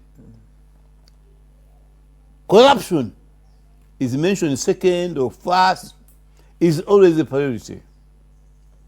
But we have become more and more corrupt as Museveni continues. Because appointment and the loyalty to him is the criteria for appointment rather than for integrity. I can tell you many of the ministers who've been appointed are very good. And they have got some integrity. The rest have been appointed because they support Museveni. I can tell you 1 or 2 who are criminals by our law. But he confirmed them. You mind sharing the names? After all, Well, it's on record. If they are indeed criminals. I may be on record, but certainly the way he behaved towards Museveni and others, I was very, very, and there is evidence, which you know. How did my brother, he's related to me,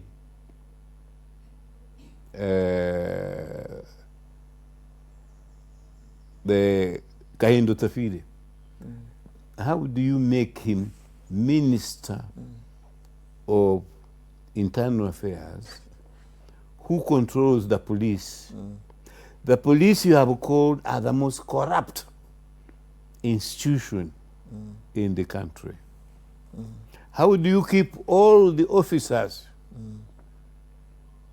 that you appointed many years ago intact when you were, as a president, say it is the most corrupt institution in the country? The institution is not corrupt. It's the individuals who hold power and the offices in that institution who are corrupt. So name them. Either name them or clear them because you are defaming them. President Museveni is on record as saying the police are the most corrupt. Then I wouldn't have thought that Kahindo Tafide is the best example of a man of integrity. And you appoint him minister to be in charge. Now again. Then he's a friend of mine, Jim Mwezi. He even helped me when I was challenging those who collapsed Kigezi Bank of Commerce. But this is on record. He was condemned by Parliament for illegally obtaining money. How do you reappoint him? Minister. And yet Parliament at one time objected to one of the candidates, Miss Kabayo. By the way, who was later also... Yes, I wanted to come to that. They rejected her because of corruption.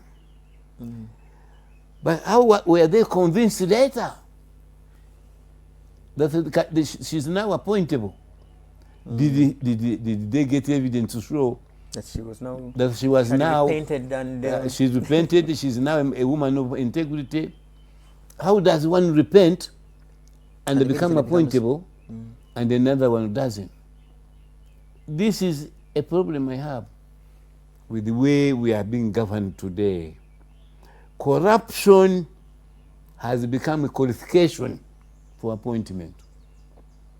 And I have been asking President Museveni, and I am going to ask him after here, through his new team, that I want to see him and give him the names of those who are corrupt and are still staying in power.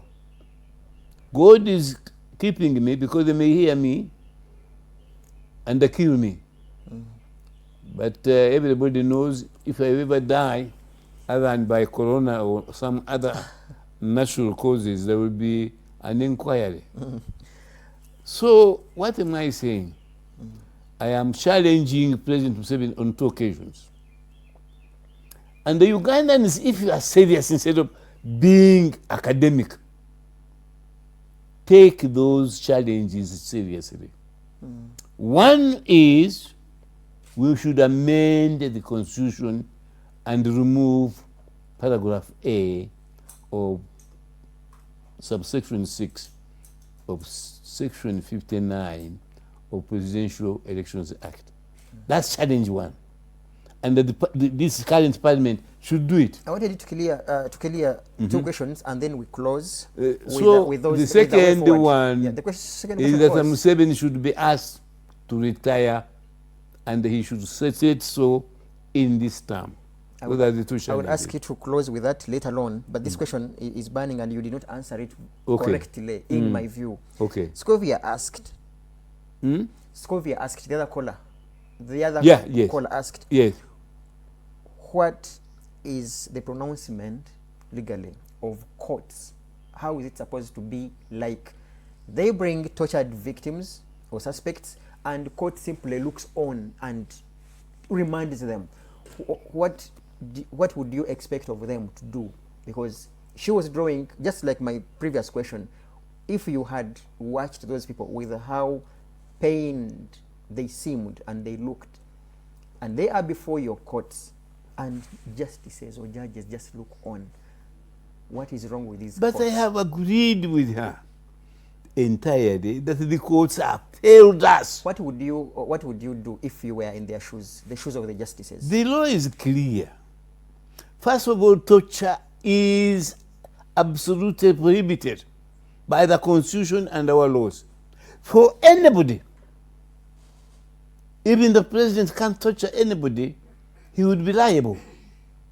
So where there is torture, which everybody saw, how they were beating up presidential candidates and parliamentary candidates, putting them in jail, the courts should have pronounced those illegal acts, held liable whoever ordered those things, whether it was the president, the Minister of Internal Affairs, they should say so.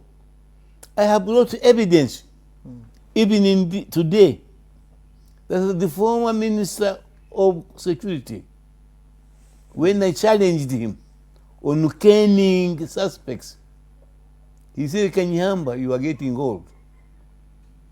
They kill us, our people, with guns, and for us, when we use chiboko, you complain. That is evidence that he was admitting. Which lawyer, which judge said to Tumuhimbise, come here and answer that question? Because what you are suggesting is unconstitutional. Statement.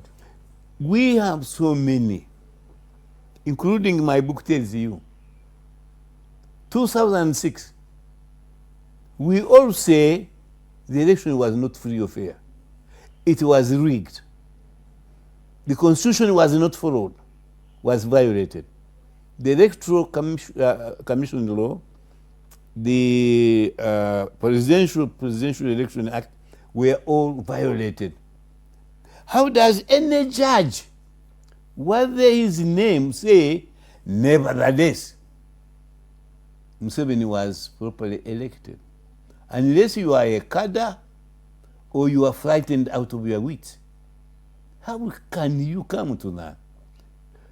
How do you read Kanyeihamba's book, challenging presidential election? And you are not so moved that the following morning you call him, I agree with you, Professor. And what do? Like this lady has asked. You can't keep quiet, silent, because you don't want the cadres to tell President Museveni that you complain. You are a retired judge. Would you remind those suspects?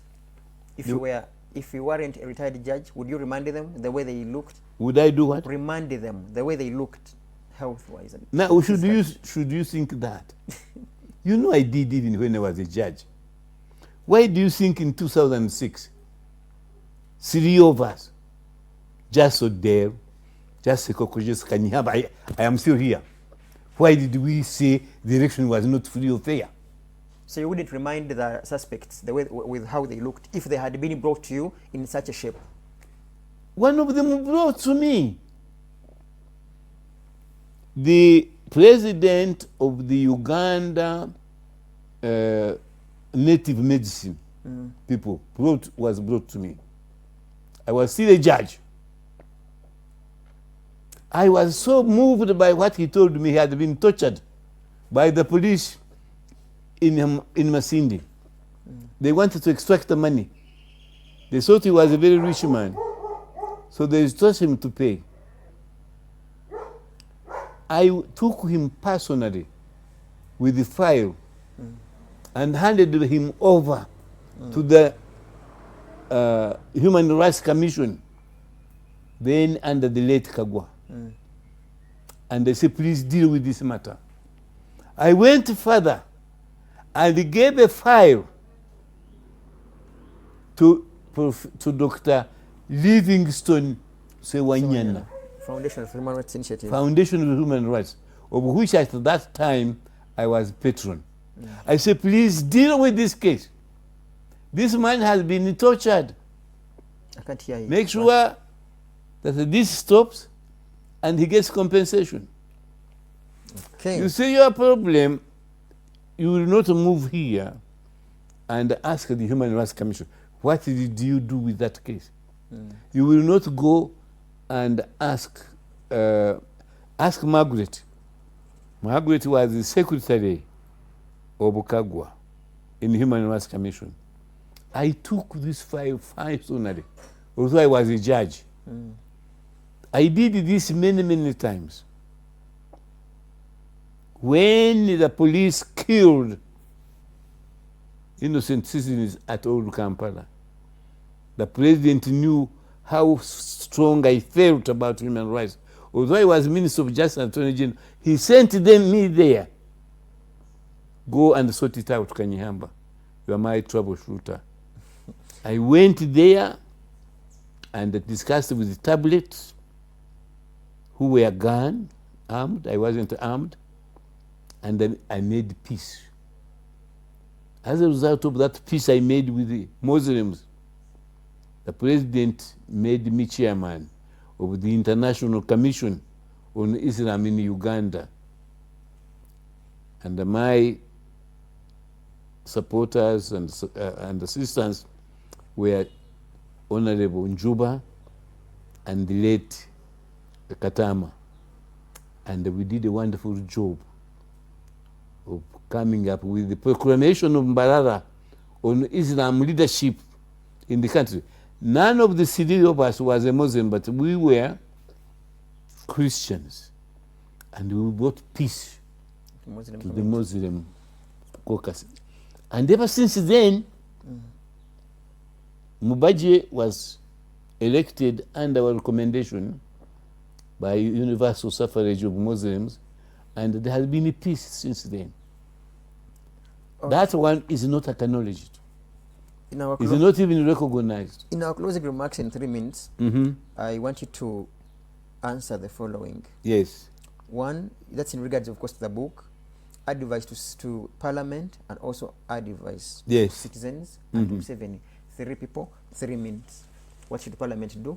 What should Museveni Parliament do? should, as a matter of fact, and it doesn't have to be the government side.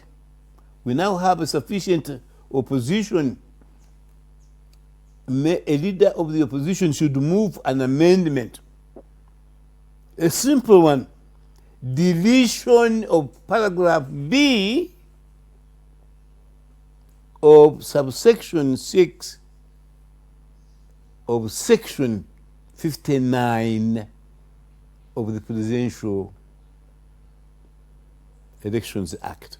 That should be cancelled as a matter of urgency, so that we have a clean law for future by-elections and elections and so forth. Yes. That, you see, government has put out its program. In its manifesto, I am saying that alternatively the opposition should put that, the amendment of the Presidential Election Act, as priority number 1. That's what this book is saying. But they are silent. To citizens. And Norman, I am advising you and other journalists, hammer on that point. Invite the leader of the opposition, What do you say? Mark a copy of my book. He said, Kanyeihamba says this. What have you done about it as a party? Did you get a copy of this book? Ask the leader of the party, Chagulanyi, who promised me, who bought 100 copies. You say, did you distribute them? Make it a topical issue. I like watching NBS. It's a program mounted on on TV by Simon Kagwa and what is the other name? They are very good, those two journalists. They usually question people. I have challenged them. Please, Simon and your colleagues, call me to discuss my book on NBS. Ask Simon, you got a copy of the book. Why haven't you called him? And ask him questions as I'm asking him. Some other dynamics would be at play. 1 minute we close. Sorry. Justice Kanyeihamba. I got carried away. You have advised Parliament, advised citizens, and advised Museveni, and then we shall call it challenging a presidential. So I have advised those city. No, you have advised the Parliament, now advise the citizens and Mr. Museveni. The citizens must now, you elected your members of Parliament. They should, this book is very cheap. The person who gave me money was a supporter of NRM. I will not mention him. And in case you speculate, it wasn't the former Prime Minister either. But I got the money to publish this book. I didn't use my own money. So let citizens get a copy. It's only 20,000 shillings. In all bookshops and with us. In all bookshops, in the publisher who is in Entebbe Maker, and with alternative digital, and me. So there is no reason why anybody should not have a copy and read it. As you have heard, I have asked Chuck Sally of the Voice of America that he should get a copy and other books before he returns, if he's returning to America. I'm glad he's in the hills of Kigezi, enjoying our area there, although I'm sure that Corona is spoiling his holiday. Advice to the president. So the evidence of the president is simple. First of all, I have failed through your channels to get an appointment to see you. So I am still requesting, Mr. President, that you make an arrangement to see me in my old age and say hello to you. That's number one. But more importantly, Mr. President, it will be in your interest, mine and the family, if in this term, not long since it started, you announce, as we all want you to, Magenda, Tumwine, Tumukunde, and so many others want you that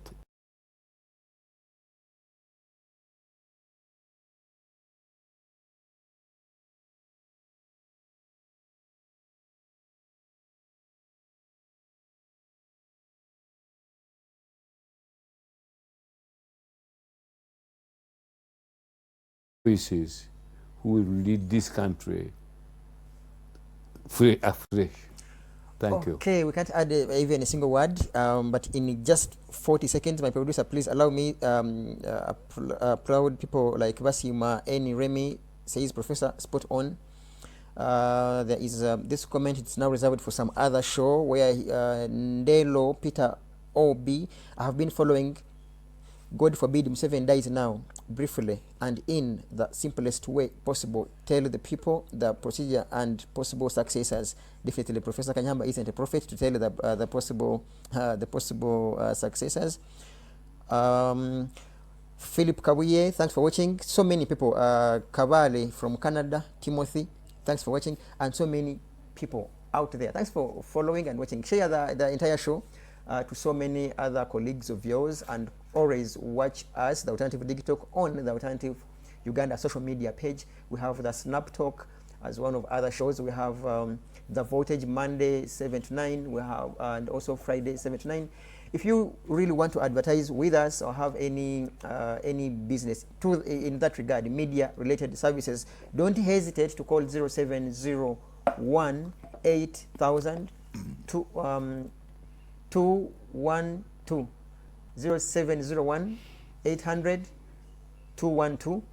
You will be answered in regards to any ads or anything in regards to the media related services. If you want Professor Wilson Kanyehamba's book, all his publications are found in all leading bookshops in this country and also online. Finally, of course, if you are passing by Village Mart in Ichiwempe, don't hesitate to pass by and pick something from their supermarket, and so many other services related to grocery products. May God bless one, bless all. Prof, thanks for your time. May you live longer to give us more words of wisdom. Thank you very much, Norman. Please. Thank you.